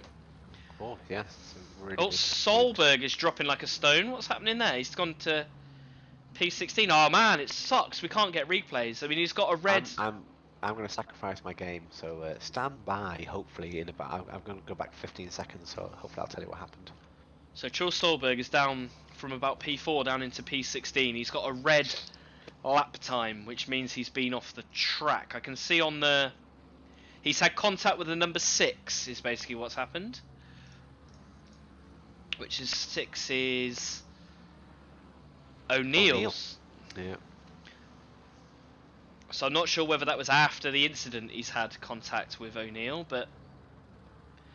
So what's some of the gaps in classes? There's a 4-second gap between Daffin and Bolton for the silver class. Seville, 4.8 seconds between first and second. Tom has actually got a 20-second gap, Tom Coombs, to Patrick Webber in the bronze class. So that's a really good start for him. And in fact, Solberg does pit, so he's taken his mandatory pit stop after whatever incident that was. So if we look at some lap times, again, the difference is quite astronomical. Seville is running 34.6s, everyone else is 35.3, 35.1, so it's best part of 3/4 of a second between the leader and everybody else. As I said, it's sort of his to lose, I gotta say. AJ Jones is now starting to put a lot of pressure on Darren Bolton. So what car is that then? Why am I on board with you? Solberg, literally, is he the... Oh, he just lost it. He lost it on his own. Oh no. He on the exit of T1, he just got 2 wheels on the grass, and he just lost it. And then he had to wait for 3 or 4 cars to go by. There you go. That's how easy it is. I wish we could get replays, but yeah, custom liveries seems to have put the nail in that coffin. But we're looking at this battle between Darren and AJ Jones. This is super close. And also Darren's teammate, Henry Handy, just behind as well. So AJ in a Team APR sandwich at the moment. In fact, that gap, I think AJ nearly ran into the back of Darren, and by taking a evasive action, he sort of dropped back a bit. So we'll go on board with Stavros Konstantinidis. I was just watching that little sandwich myself there, to be honest with you.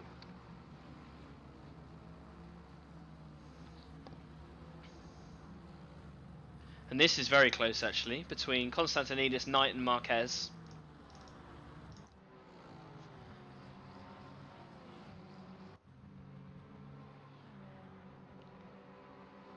I tell you what, I must admit this. I love this track. I just sit here and watch them in awe of how free flowing it is. It's a great track. You just can't pass on it. No. So Christensen, looks like there's a bit of damage on the front of that McLaren. He was up in the top few places. He was actually in P3, wasn't he? It was Seville, Sandberg, and then Christensen. Monty Wilson is normally the guy who drives off into the distance here at Exiled, is currently in P3. So I tell you what, based on the drivers that I see here, I've seen Seville win races, Sandberg win races, I've obviously won races, Monty Wilson, Amundsen, Dixon, Marquez, all of those guys. Got some wheels on the grass. He is going to be a sitting duck. My apologies for jumping in there. He's going to be a sitting duck. Who? I think he's going to lose a position here. Who's that, mate? Defensive. Who's that? Knight. Is it Ashley Knight? P8.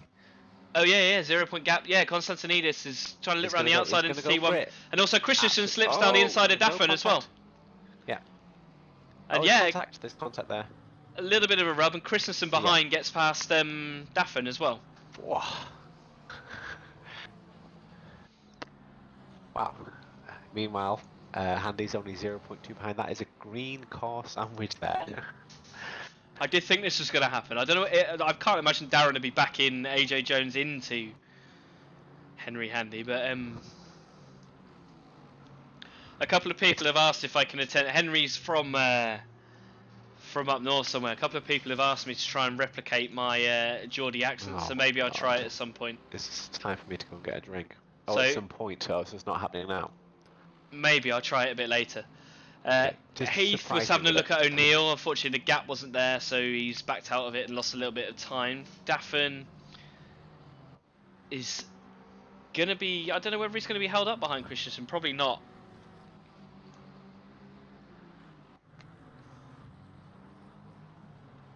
Coombs has put up a good fight against a class higher than him with Adam Smith. It's a little battle for you there. I don't think he'll put up too much of a fight.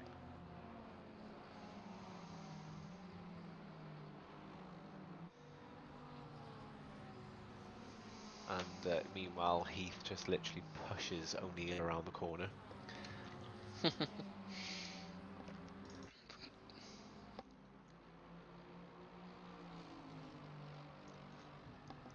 Yeah, we'll jump in with Heath. Yeah. Oh, he's just... There's not really enough of a straight for Slipstream, is there? Who's... No. So Dowling has retired, it seems, 10 laps down, and Sheridan 3 laps down, so... Oh, that's such a shame. Such a shame. Yeah, I think quite a lot of people would be like building themselves up for this, and yeah, to go out so soon. Like I say, I can't really see what happened in the incident because it'll completely freeze my game, so... Yeah, it's such a dejecting moment. You know, a lot of people are prepared for this, and it's been an ongoing process. It's been brilliantly organised by the admins, and it just makes you feel rubbish when you've been preparing for so long. And you find yourself in these silly incidents, but hopefully, you know, we'll find out what happened, and the correct action can be taken. Exactly. So 10th by 10th, about 3-4 tenths a lap. Seville is moving out ahead. I think Monty Wilson will come on stronger towards the end of this race. P3. Christensen, I think there's two battles going on really. Konstantinidis, Knight, Christensen and Daffin, and then you've got as Marquez. Oh, that's a lap car. That's Lister. Lister getting out of the way there nicely. On such a tight, twisty track, I know Mark was quite nervous about this evening. He's doing a great job there, moving out of the way of everyone. If at some point, Nick, you could sacrifice your game again and try and have a look what happened in that big incident. As Christensen looks down the inside of Knight, Knight braking late, braking super late. Christensen on the inside, Knight will get the run back out of the corner on the outside. He's on the inside for the left-hander, but Christensen's on the inside for the right-hander. They're still side by side. Now Knight's on the inside for this one, but he can't quite get there. Things you love to see, just respectful driving. Where did you want me to try and go back to? First lap, try and see, just click on one of those cars, see if you can try and figure out what the hell happened. I think there was a spinning Ferrari and all sorts of stuff going on. I'm gonna be honest with you, I wouldn't know how to do it. So, bit of live training going on as well. So on the instance tab, mate. Yeah. You double click on the car so it focuses on them, and then you've got on the right hand side how many seconds before the incident. If you click on that, then you can have a look. So, for example, number 16 apparently involved 8 cars. So that I'd say that's a good place to probably look. Okay. I mean, yes, I'll use my 2 eyes to look at 8 cars. Give me a few moments. So, good. So we are still following Ash Knight, this sort of battle for 9th, 10th place. And in that, no, actually, we'll go back. We'll go Adam Smith fighting with Tom Coombs, actually. This looks... And then we've got... is that John Chill just in front? Yes, it is.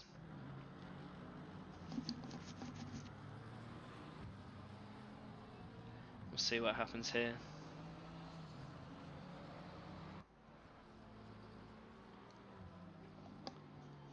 fact, that gap's opened up a little bit as well.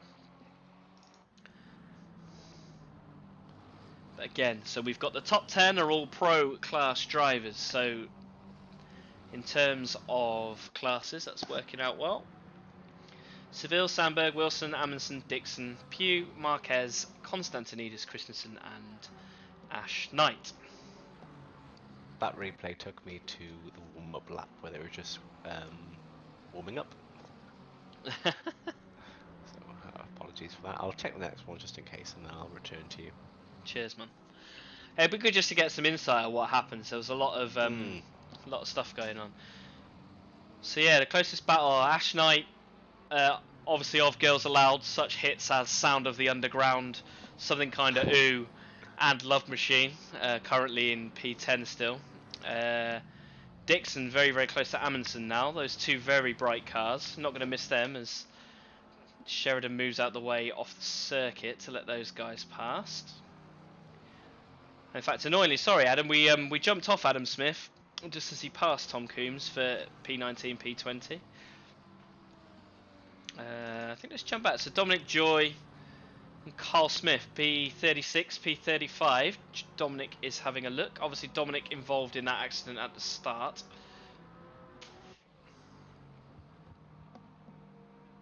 Hey, I've deleted my car file so I can get replays to you a bit quicker. Oh, nice one.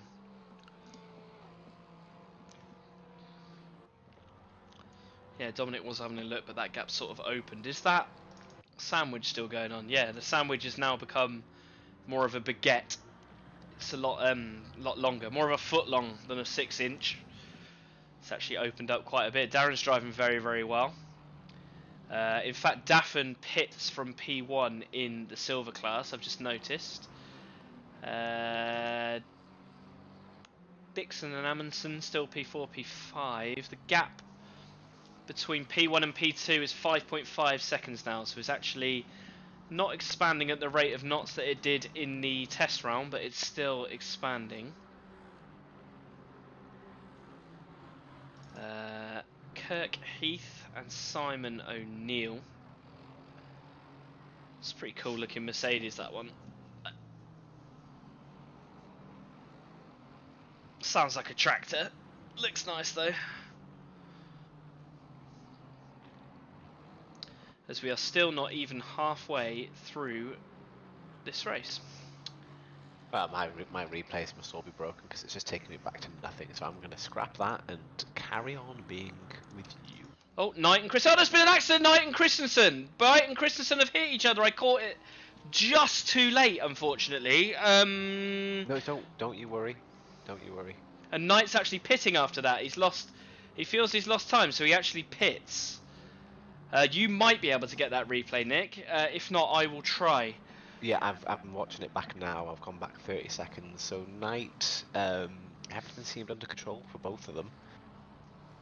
Oh my word! Who was he involved with? Christensen.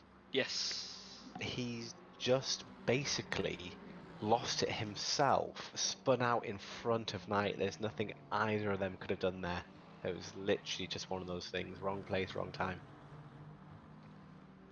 And Adam Smith has got right up behind John Cheel at the moment, and also Kirk Heath is right behind. I mean that's how close it is. Kirk Heath is, wow, that was a beautiful shot. Car's bouncing over that crest, but O'Neill does well to hold on to that. I am going to potential. Oh, shall I? I'm scared. I'm gonna try a replay because that's a pretty pivotal incident actually between Knight and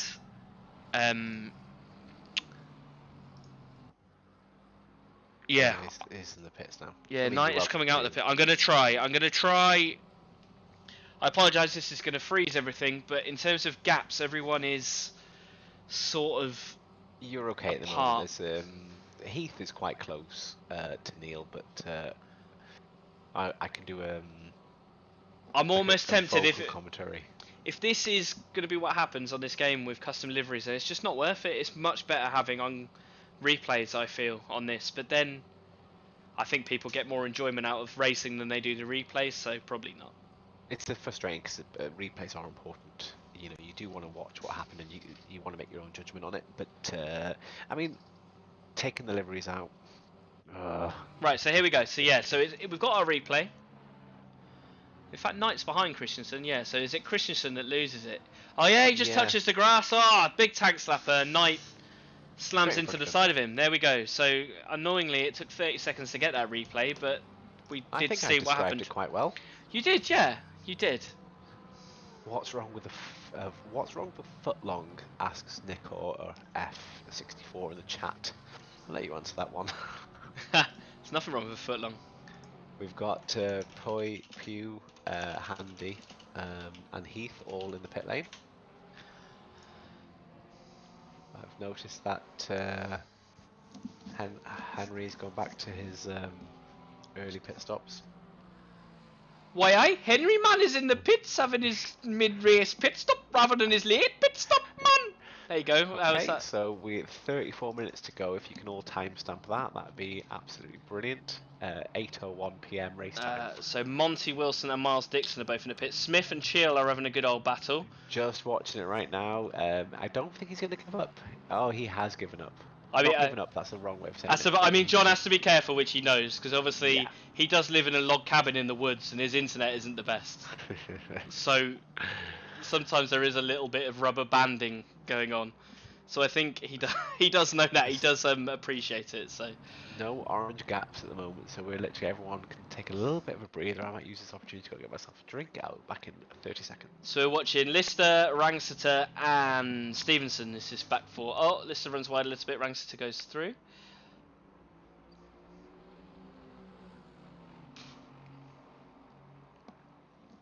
In fact, that gap's opened up a little bit. In fact, we have literally no close battles at the moment, so we'll just try and keep an eye on pit stop, sort of filtering back out. Monty Wilson back out into P8. We'll watch, excuse me, him go back up the order as we go on. I'm going to try and see what the hell happened on turn 1. So apologies, this is going to freeze for 30 seconds. We'll look at doing something for the next one because it is super annoying. What kind of impression was that? Asks Nick again. I must admit, I sat here and genuinely thought that Henry had walked into the room. So, yeah. Same. Like, I don't know what people's problems are. Got a drama A level, ain't I? What's wrong with people? God, don't I know it. Nick's got COVID. Amundsen I've got in the pits. Amundsen in the pits. Thank you. I'm just trying to load this replay of lap 1, but it's been. Yeah, this is a bit pants, isn't it? Okay, here we go. So we're on board with Gardner. This is one of the cars out of the 8. So there's a giant, enormous. Oh, now it's gone back to the warm-up lap, mate. Like yeah, this is same. That happened to me before as well. None of them work. I don't know whether it's gone too far in the race, but. So we're watching Tom Coombs. AJ Jones has just come out of the pits.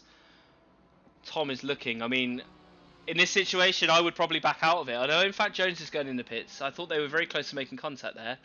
Jones of silver class, Coombs of bronze. Fascinating that with no pit window, the majority of them all still taking the good old-fashioned option of pitting mid-race. Smack bang in the middle. So Solberg and Cheel are battling each other.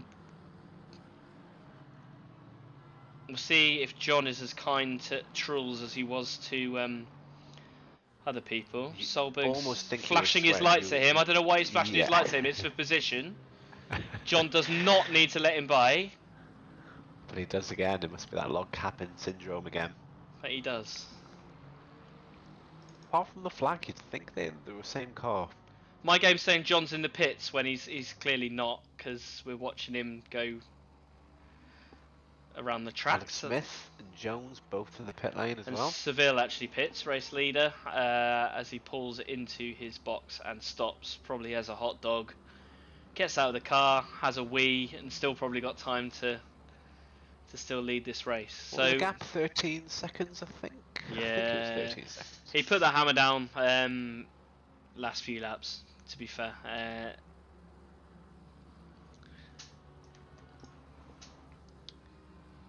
Car 101 has the stop-go penalty. Car 101. Is there a 101? There is. AJ Jones. AJ Jones. So he was the one that was sandwiched between Darren and Henry for P2 in class, in silver class. That is going to seriously affect him there. It's gonna sting. What will that be for then? That's not track limits, is it? It could be for track limits, or it could be for speeding in the pit lane. More than likely speeding in the pit lane. Yeah. So Amundsen and Dixon are both taking their pit stops, still glued to each other. Tom Coombs is pitting.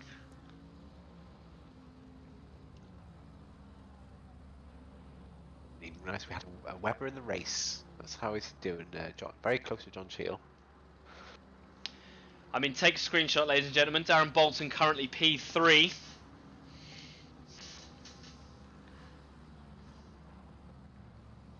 Don't be on board with him too long. You have a tendency of making him do something stupid.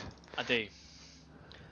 So yeah, closest actual battle on track during this phase as we just passed the halfway mark into the 29th minute of the race is this. Miles and Anders. Everyone else is pretty spread out.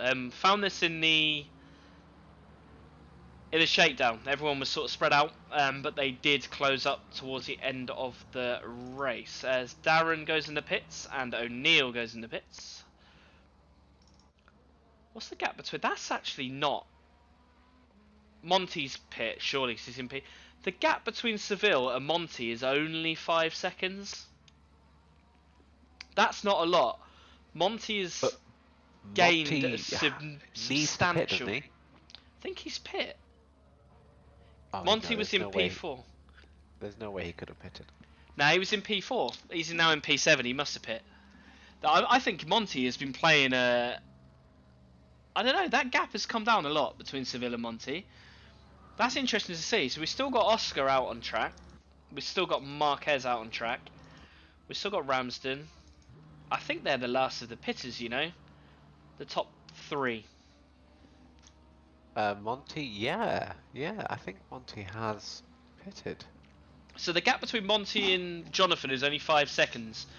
Monty was in P3. The gap between Oscar and Jonathan was something like you said, 16 seconds. So Monty is going to be going into P2 here when Oscar pits, based off of that.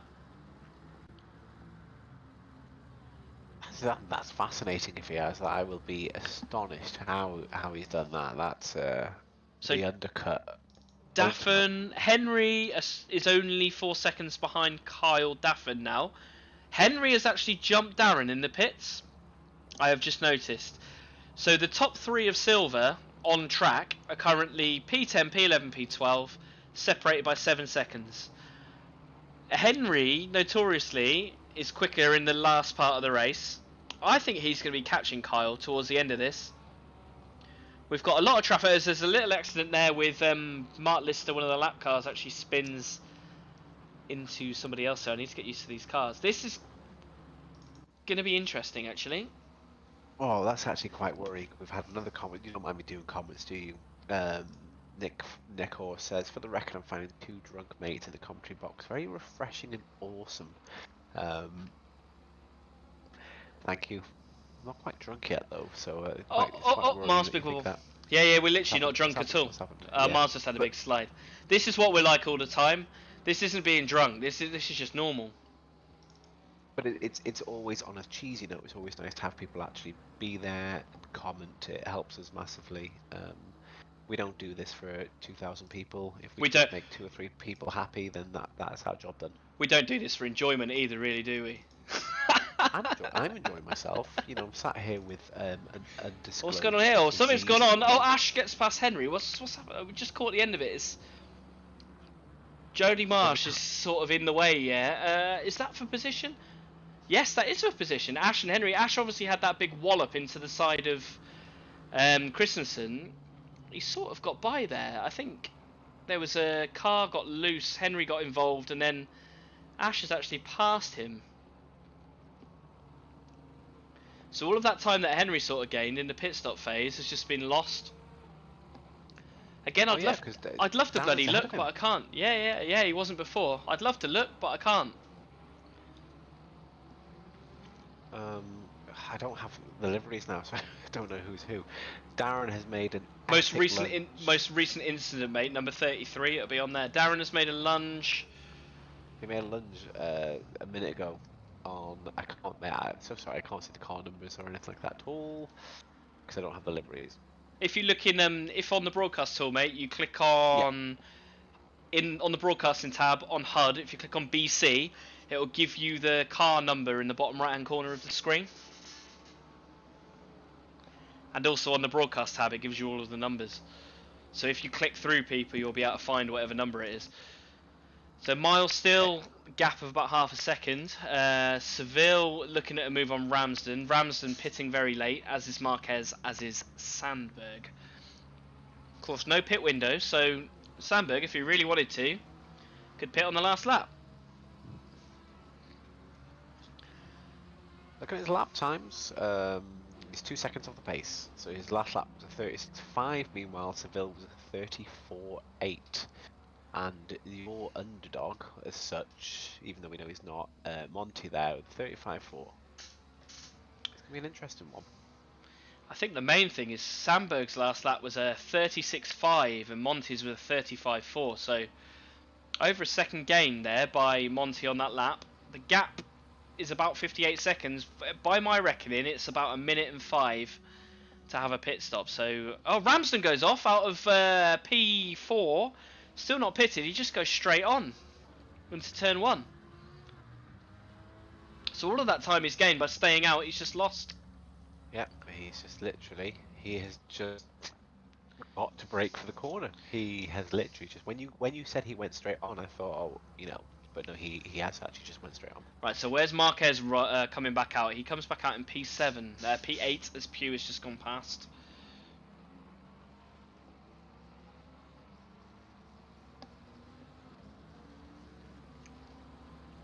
Still waiting for Sandberg to pit. I mean, Sandberg is going to pit, and Seville will 50-second gap. He will come back out in front. The main thing I'm looking at really is Sandberg and Wilson. That's the gap really. How is Ramsden back ahead of Wilson, even though Ramsden just went straight on at that corner? Oh wait, there he's about to lose a position now, isn't he? Oh. I get nervous. Ramsden hasn't pitted. He's a silver class driver. Yeah, he's still fighting him. We've had Mike, Mr. Exiled, saying he's missed our voices.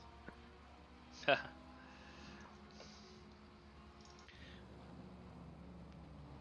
what we got going on. All calm back down. Knight, less than a second away. I love watching this little gaggle here. Bolton, Knight, Handy and Heath, all very, very close. What's the gap? Bolton to... It's quite big, isn't it, to Daffin? Daffin seems to have, unless he's got any issues. I mean, Ash Knight is a pro class, Darren is silver, so in this situation, you just sort of let it go. Let it go.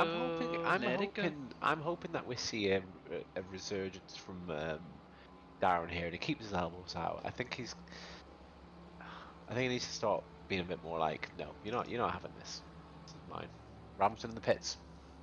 I mean, what he probably needs to do is stop crashing and going off the track. But there is that as well. But you know, maybe if he put his elbows out a bit, he can bounce back on quickly. Who have we not looked at in this race? Who have we not even watched? Andy Wilkins. We've not been to Coombs as well. I mean, we need to remember this guy is leading the class at the moment. He's got a nice lead and a good set of cars between them as well. I mean, he's got over a minute gap, second place in class now, so it's looking pretty... 36... Let's have a look at his lap times. 36.3 is his fastest time, which doesn't put him far off silver class, to be honest with you. You know, Henry 36.1 is fastest time.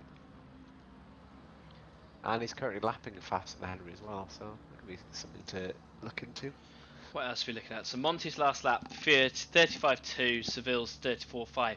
Oscar needs to pit, man. If he wants to keeps second place. 36-1 last lap. Monty Wilson 35-2. And also Anders 35-5. So they're lapping and quite a substantial amount quicker than Oscar. His tyres clearly are gone. He's vulnerable. I think he's going to come out of the pits in P4. This is where you need someone talking to you, and you understand completely why people have race engineers. You know, when you're out there with all the adjustments you can make on a car, with all that's going on, it's very difficult to miss these. I mean, it's obvious to us, and I'm sure in hindsight he would have wished he'd pitted earlier, probably. Yeah, as he loses another, I think, 8 tenths to Monty on that lap. So the gap between him and Monty, currently 56 seconds. I think you need 1 minute and 5 for a pit stop. Anders is 1 minute 5 behind. Miles is 1 minute 8. I think he's going to be vulnerable to Miles as well soon. Well, as you said, top 4. The top 4 at the moment are all lapping faster by at least 5 tenths as a minimum. So, yeah, like I said, hindsight is a wonderful thing. So we've got a little battle going on here between Ashley Knight and Henry Handy.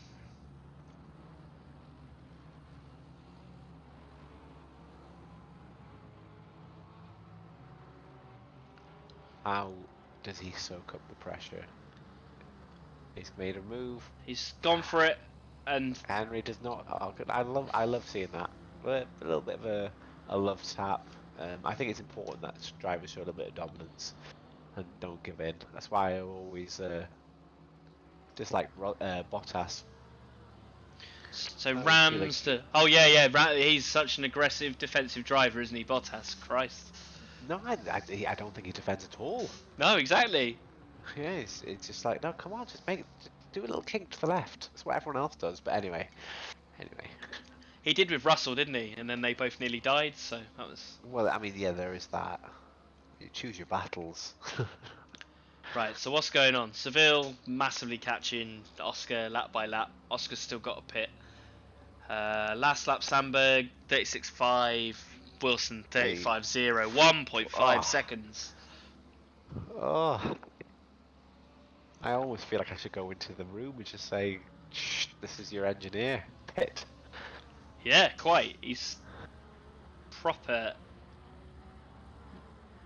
doing himself over it. Did Henry hold the position tonight then? Or did he get past him? In fact, he's actually got back pass somewhere. Yeah, just realised. Let's see if I can go back 60 seconds. See if I can find it. Oh, Henry's hit a back marker. He's tagged a back marker. We saw that, and that's massively going to be damage. He's not lost the position. He's lost the position back to Knight. Yeah, Knight went ahead into T1. Henry got past, but unfortunately, as I'm watching the replay of that, you announced that he's had an incident. Unfortunately, yeah, Gary Turnbull. I don't think it was anyone's fault. I think it just happened. Not at liberty to say, really. John Cheel's got a permanent pit symbol next to his car, which is cool on our timing. And Sandberg is in the pits. Sandberg is pitting. So, who's going to get past? I think gap to Miles, 42, 41, 40. I can't count. 38, 37. I mean, he's got to be stationary 30 seconds at least. So, and of course, he's got the pit lane exit to go. Seville has gone past. Yes. Monty has. I think he will, yeah. Yeah. 100% will go past. Sandberg's still stationary. Monty will go past. Sandberg's just on the pit lane exit, and in fact he comes out, yeah, just behind Monty. Quite a way behind Monty, actually.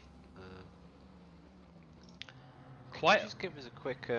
I know it's busy. Someone's asked. Can you just give us the pit requirements of the rules of the series very quickly? So pit stops with this is basically 1 hour race. You have to change tyres. There's no pit window. So if you notice at the top, it says pit window open. The pit window is the same length as the race. So you can pit on lap 1, you can pit on lap whatever. You can pit with 1 lap to go, but you must make 1 pit stop and you must change tyres. Changing tyres takes 30 seconds. So in theory, your pit stop should take 30 seconds. So a lot is bearing on your practicing pit lane entry, pit lane exit, all of that kind of good stuff. So you can gain, lose time in the pits. So that is basically the rules for pitting in this series. Thank you very much.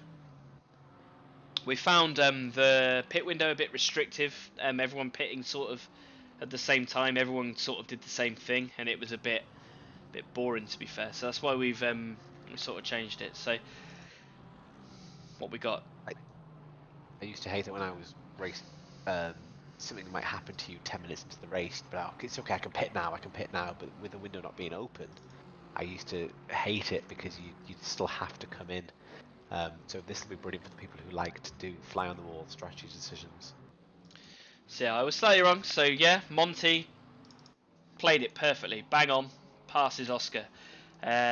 Only 14 minutes left, so probably tyres won't be a thing. I can't imagine Monty's tyres dropping off to the point where Oscar is going to catch and pass. Traffic will play a part. There is a lot of traffic on this track. Silver class, Daffin sort of out front. 7-second gap to P2 in silver, Darren Bolton, but then Kirk Heath is actually now the next silver class after Henry. That slightly damaged looking Aston Martin now, unfortunately, after that incident with the lap car. O'Neill on Henry, that's for position. Solberg, very close to Ramsden as well. Solberg, after that incident earlier on in the race, is way down. Unfortunately, very quick, but always seems to have an incident in him, unfortunately. We'll be driving in anger then. Yeah, more than likely. So, of course, Ramsden Silver Class, Solberg Pro Class. So this is just for sort of pride, I guess. Coombs still with a massively significant gap to the next in amateur class, Patrick Webber. And then we've got Andy Booth. Not seen Andy Booth. That's a really nice looking car. I've not seen that one before. Andy Booth? Yeah. Martini liveried Porsche.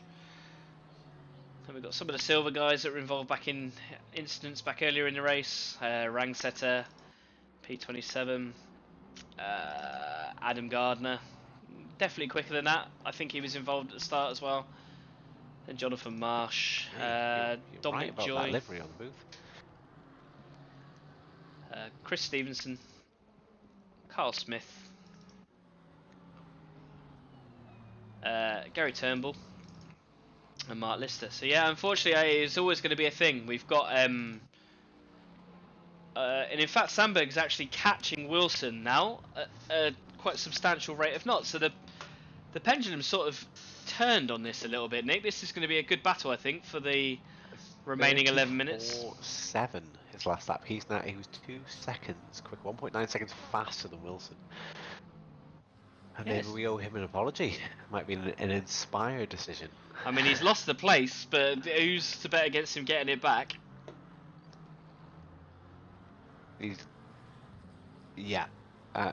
Really, I mean, his last lap was actually his fastest of the race as well, and only 0.3 off the pace of Seville's fastest lap. I mean, you know, as well, how much easier is it following someone? Although Wilson looks very slow. Looks like he's struggling there. You didn't mention. Oh, he slid then. He lost He's his rear then. really struggling. So we've got a big run here on Monty. We really have. In fact, we're going to look around the outside. And they touched. That was. He kept going. No, and he lets him go by. He was never going to make that move. I don't know. You know, I don't know. That's a very strange one. I'm not going to call that. I'm not a steward. I'm not going to call that. But Sandberg did actually slow down, so he must have felt a bit responsible for that. I personally felt it was Sandberg's move to make. But there you go. Monty's car almost seems to be down on power or something. The sort of transition in this. 35.9 is last lap. Just for the record, Oscar has actually done his fast lap again, so he's 2 laps in a row. Traffic there. Nicely gets out of the way. And yeah, apologies to everyone else in this race, but we have got a right battle on here with 10 minutes to go between these two guys. And I think Monty's quick enough that if Oscar gets by, I don't think he's just going to drive off either. I think there's still going to be an element of a battle. Sandberg deliberately placing his cars. See how he's moving so he's showing himself. It's like a move of intent. You do see me and I'm going to make a move. I mean, the last time you showed yourself as a move and intent, you ended up in a cell, so... that is very, very true, yeah. It's a memorable day, wasn't it? So we're behind Monty Wilson looking at Oscar. This is not what he wants to see. Literally, oh, he's closed the door again. Oh, this is a Barrichello and Schumacher moment. Oh. He's gone around the outside again. We saw earlier on in the race, didn't we, that you can sort of go side by side through turn 1 and through here and through the next one. But it seems to be whoever has the inside line for this one. And that lap car's getting... Oh, this is almost like multi-class racing. And he's held Sandberg up there. He's doing his best to move out the way. He could do. I mean, big run now, Sandberg to the inside. This is flat out through here. It's all about the run from the last corner. Sandberg on the grass. Again, not really an overtaking spot, that one. No, he's like it's the race start again. He feels he has to make this move while it's all fresh. They've dropped into the 37s, the low 37s. Monty is defending for his life. Now, I don't know if there's going to be enough time for Anders to catch up. He's in P4, currently 8 seconds behind these guys. If they hold each other up this much... Yeah. Literally, they're losing 2-3 seconds per lap at the moment. And this is for P2 and P3 in this race. Wilson will be cursing the traffic, but when they do things like that, when they just move out of the way, that's what you want to see. But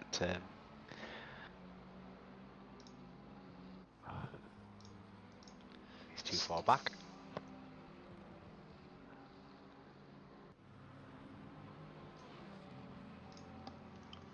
So, Oscar almost resetting. I think he's a little bit far back to make this corner this time, so just tucks in behind.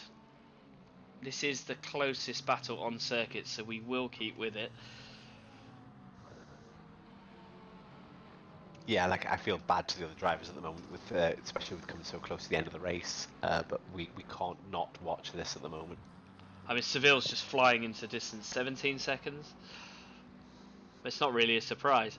I reckon what's going to happen is after so as they go through Tarzanbock turn 1, there's like the kink to the left and then to the right. There is, I think it's called Gerlach. Yeah, Gerlachbock. There's a raised curb on that corner that goes to the right hand side before the hairpin. I reckon. He's tapped him. He's tapped him. He's in him. But he's slowed down. He's let go. I tell you what, he will not be happy. Monty will not be happy with this. This is twice he's been bashed into. Yeah, yeah, and it does affect you, and he will be driving with complete anger at the moment. He'll just be like, "What the fuck?" I've never. It reminds me when drivers they go off and they slow down to let the driver go by, but then they stick close to them and end up getting DRS in Formula One. Yeah, he's just got on the grass then, so he's lost loads of grips. Monty's he's putting his car in the right place. He's not doing anything wrong. He's being hit. He's not. Yeah. That's not his fault, you know. So you try and drive. You try and drive cleanly with people, and Monty will be like, "Well, I want this position, but you know, do I want to be taken out of this race?" Look, they just tapped each other twice, 3 times. I think Monty there is he's just said, "No, I've had enough." That Monty did not move. That was I'm shocked at that. I'm absolutely shocked at that. I don't even know what to think about that. Again, we're not stewards, guys. Yeah, my apologies. I'm sorry, but literally 2 people should be able to drive down and start finish straight next to each other. You know. Anyway, Monty still P2. I think that's it. 5 minutes to go. He will get that P2, and that's that's all good. So. Anyway, right, let's go back through. Silver, P1 in silver, Carl Daffin. Quite a big gap to Darren. We just saw him coming down the start-finish straight. 5-second gap there. Just needs to maintain that. Leader in bronze. Again, we've not really seen him much, but it's Tom Coombs. He's doing a great job keeping it.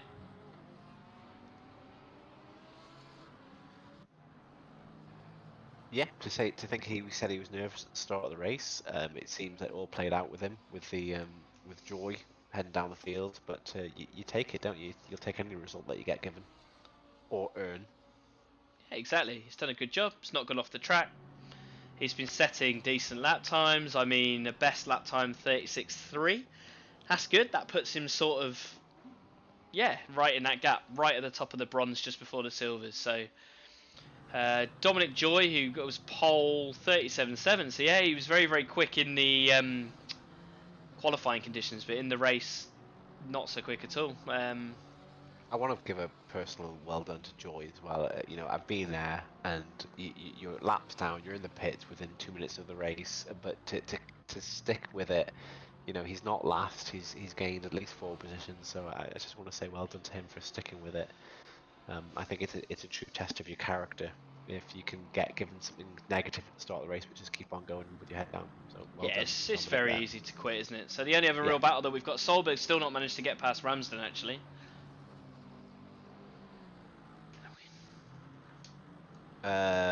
Nick Frost, the move by the Ferrari looked a little suspect. Is that the instant that we were referring to, start finish straight? Yes. Yeah, I don't know. I mean, I didn't call any particular. I didn't side with anyone there. I get frustrated at 2 individual cars that are going down a start finish straight, and they collide with each other 3 times. I don't understand it. So I'm not angry at either driver. What we'll try and do is I'm going to try and load my replay. I know it's going to lag the hell out of it. Too far now, yeah. I can get it from the instance page, so we should be able to see. What camera? We'll go with Helicam as well when it loads. We'll just put it up on the screen. Yeah, so absolutely, you know, I don't know, that took 2 people, but when I watched the replay, and both of them just seemed to just do the whole thing. Remember R Factor, where you just drift into each other. It's just, I think, mate, there was an element of the Ferrari was a bit fed up of being smashed into quite a few times, so he was just like, do you know what? No. But right, so we're watching the replay. This is a pivotal moment of this race, so. I mean, okay, that was where Oscar hit him before, so, you know, he's hit him. This was a few corners back. Yeah. Again, apologies about it taking an eternity to load. We've got 2 minutes left of this race. There aren't really. No, you're all good. Ramsden's close to Handy, but I can't see a move happening anytime too soon. Solberg close to Ramsden, and Marquez close to Pugh. But the top 6 look quite content there, to be honest with you. They do. I tell you what, though. I tell you what. Right, so here we go. Right, we've actually got the replay now. Oh no, we haven't. Okay, cool. No, we haven't. I don't know what. It's not. It's not taking on board the fact that they've hit each other, which is Oscar's very, very only weird. 1.6 seconds off Wilson again. I'm nervous for these 2 come together at the last lap of the race. Marquez is close-ish to Pugh, Solberg again, and Ramsden, O'Neill. I don't know why it's not going back to. Yeah, it's not going back It's to that almost instant. like if I think it happened over 60 seconds. But on a side note, by the way, and I'll explain more, but I've removed the liveries from the liveries folder. When I'm watching the race, they're on there. When I click replay, they're gone. So that could be a compromise. Yeah, that might not be a bad shout. Do the replays load quickly now, though? Oh, instant, yeah. Okay, so maybe we'll do that then. Just means that in the replays you won't have any liveries. But I can deal with that. If I can get replays, that's a really good idea. So yeah, we've got Oscars back 0.8 seconds behind Wilson again. Wilson must. I mean, what lap times? Wilson, yeah, 36.6s. So I'm going to guess he has. Sandberg. You want to be watching Sandberg 0.5 away. Literally on him now. We got traffic. He is right up his backside with 1 lap to go, isn't he? They will both have red mist there. I bet you Wilson cannot believe that he's potentially having to defend this position again. As they lap John Schilder. They hate each other, you can tell already. Yeah, it won't be out of the car, and it'll all be amicable. I believe they're genuinely racing incidents to me, silly ones, granted, but they'll be race incidents. But right now, you're right, they will be absolutely hating each other. Sambo's got a brilliant run, and it's coming into the final lap of the race. And they're right up. I'm gonna let you take over now because I'll just get a bit too excited. It's a bad exit on that corner for Wilson. You can carry on. So here we go, through our Lion Dyke curve, down into turn 1 for the very last time. Sandberg has got, I think Monty has damage. This is going to be very, very difficult to defend, I feel, for the whole lap, as they touch already. Little bit of bumper rubbing. This is like watching bloody Rowdy Burns and Cole Trickle. They go through the right hand. Oh, this is so close. I really just don't want... We have to go back to Seville as well for the race win, but we just can't. Exactly. We just can't. He's 20 seconds ahead, so I'll keep an eye on Seville when he goes over the start-finish line.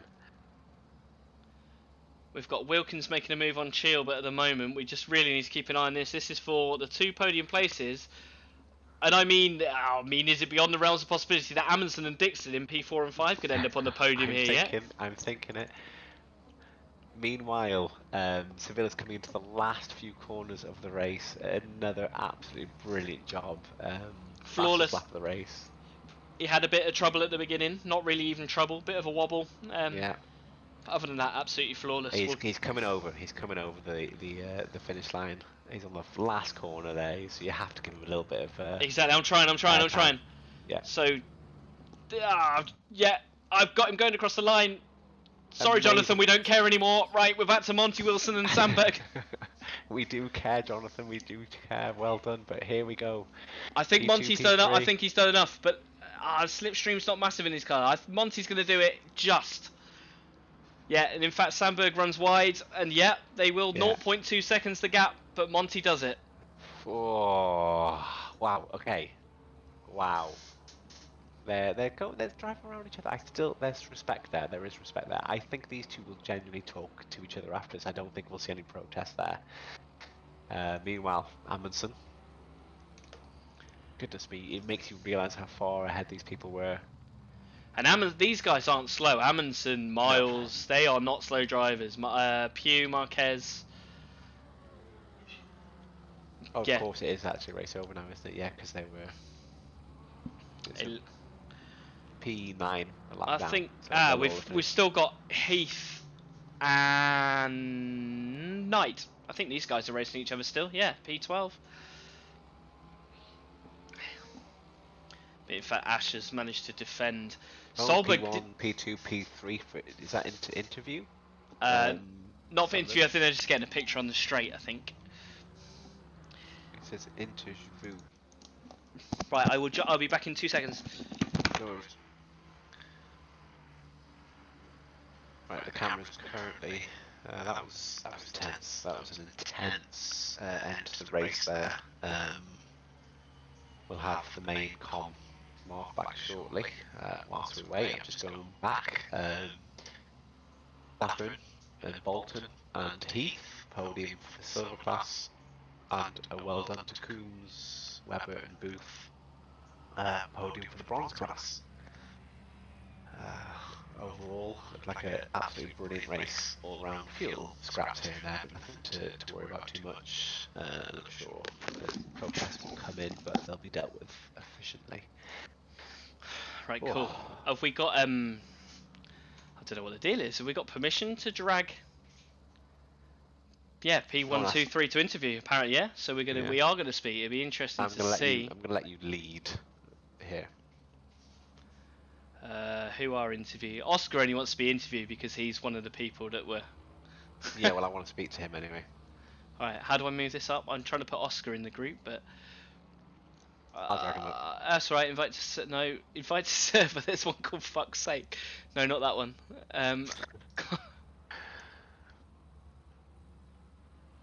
The man, the myth, the legend. Wow, Oscar, hello.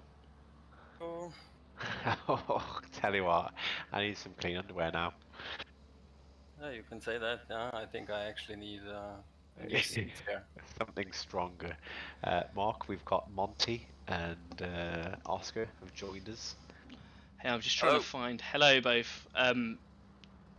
Yeah, how does it feel, you two, to be in a room together? Are you gonna give each other a cuddle, or are you gonna? I think well, obviously Oscar had more pace than me. I think that's pretty obvious. And I don't know. I felt like I defended fairly. There was obviously contact, and I think probably didn't appreciate a few of them. But you know, that's racing sometimes.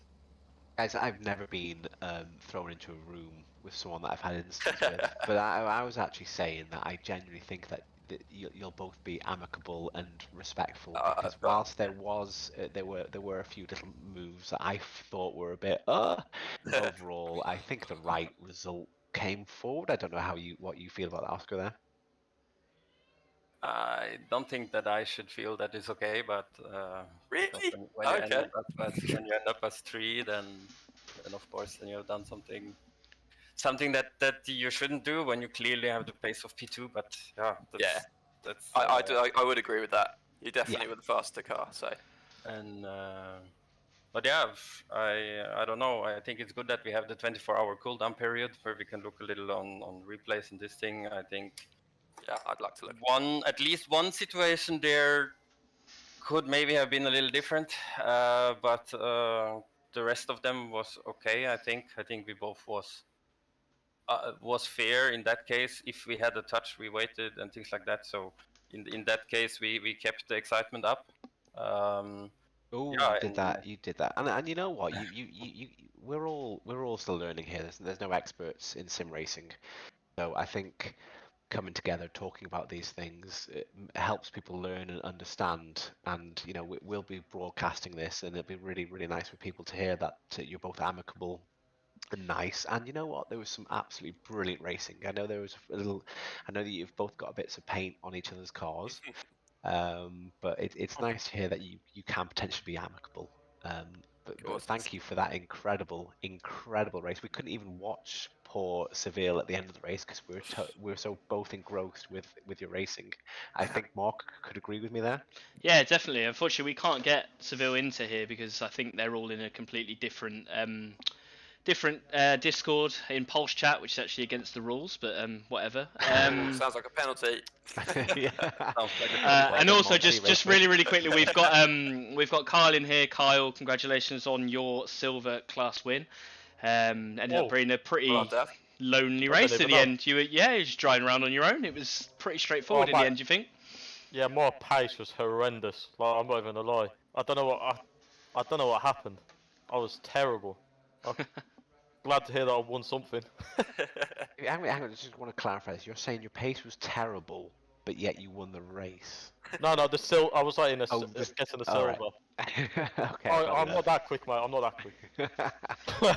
And also we've got Tom in here. Tom, you said you were nervous. In the end, again, I think there was a big incident. We sort of tried to catch it. We've discovered a bug with the tool that if we have liveries loaded, that it takes 30 seconds plus to load a replay. So we only really got a slight snapshot of what happened. But did you see anything that happened? I think it probably was just in front, just behind, on turn 1. There seemed to be cars everywhere. Yeah. So I at the start of the race, I hung to the right as much as I could, and all of a sudden everyone just slowed down massively. So I just settled in behind, I think it was an Aston, and just moving along, just trying to, keep myself safe. And then it all kicked off at the off-camber downhill right. I can't remember the name of it. It's the one at the end of the middle straight, and there was just cars everywhere at that point, and I was able to dive off the road and kind of continue on. Perfect. Well, congratulations on your class win, bronze class win. So well done, Tom. Thank you very much. We've just really quickly before we leave, because it's quite late, we'll just Jonathan Seville's joined our chat, so I'll just quickly add him in here, and we'll just say congratulations to him too. So bear me 2 seconds. I've just done it. Oh, you've done it. Well done. Hello, Jonathan. Well done on your win. Again, I said at the beginning, your pace is outstanding, so it's almost yours to lose every race. But welcome to Exiled and well done on your first official win. Yeah, thank you very much. Yeah, good test run last week, so I knew I had good pace. So yeah, it was about repeating it again, which I think I did. Did as you? A commentary team, Yeah, we sorry, were saying. Yeah, carry on, Nick. As a commentary team, we want to apologise because the last few moments of the race we couldn't really watch you when we had Monty and Oscar giving us a soap opera. So we apologise in advance for that. But as you were saying, Mark, sorry. I was just saying, I thought, I don't know whether it was the same with what you thought, but we saw in the shakedown and also in this race, Oscar as well. I don't know if you agree. Oscar, did you think that the main or the only chance you had today to beat Jonathan was into turn 1? You knew that if you got by him at turn 1, then you might have stood a chance. But if he got past you and it was and he drove away into the distance again, is that what you were thinking? There was a bit of paint rubbing into turn 1 between you two. Yeah, that was actually something that I've been practicing on, the start on the lights, because I knew if you let him go alone, then he will disappear. I think to be honest was surprisingly well, say first 20 minutes. Yep, we noticed that we could hold up so much, and luckily or unluck with the traffic. So in front of me he had unluck, and then some laps later he had luck and I had unluck and things like that. So and I think then behind us was then even more unluck or luck. So yeah, it was a quite interesting race that way. And Zandvoort is famous for not being the easiest one for any car. I will say any car, and yeah, it will be interesting throughout the season. And yeah, it has been an interesting race. Well, that's great, guys. We'll wrap it up there. We've got quite a few surprises, different race formats. We're trying to get a bit of variety into GT3 because it can be quite stale, quite similar. So we'll look forward to seeing you for the rest of the season. And thanks, guys. We appreciate it. Thank you. All. Honestly, Thank it was you. genuinely a pleasure to have you all here and to witness you racing. So thank you so much for that. Yeah, thanks very much for having us. Cheers, guys. Before you end it, I just want to say a big thank you to Henry, who made this possible, and yeah, that he's standing up for us 50 drivers who will drive this championship in the end. So thank you to him to put so much time into this. Next time someone takes us out, they're getting the penalty. Oh. I'm only joking. I'll be professional. Yeah. Right, cool. I'm ending in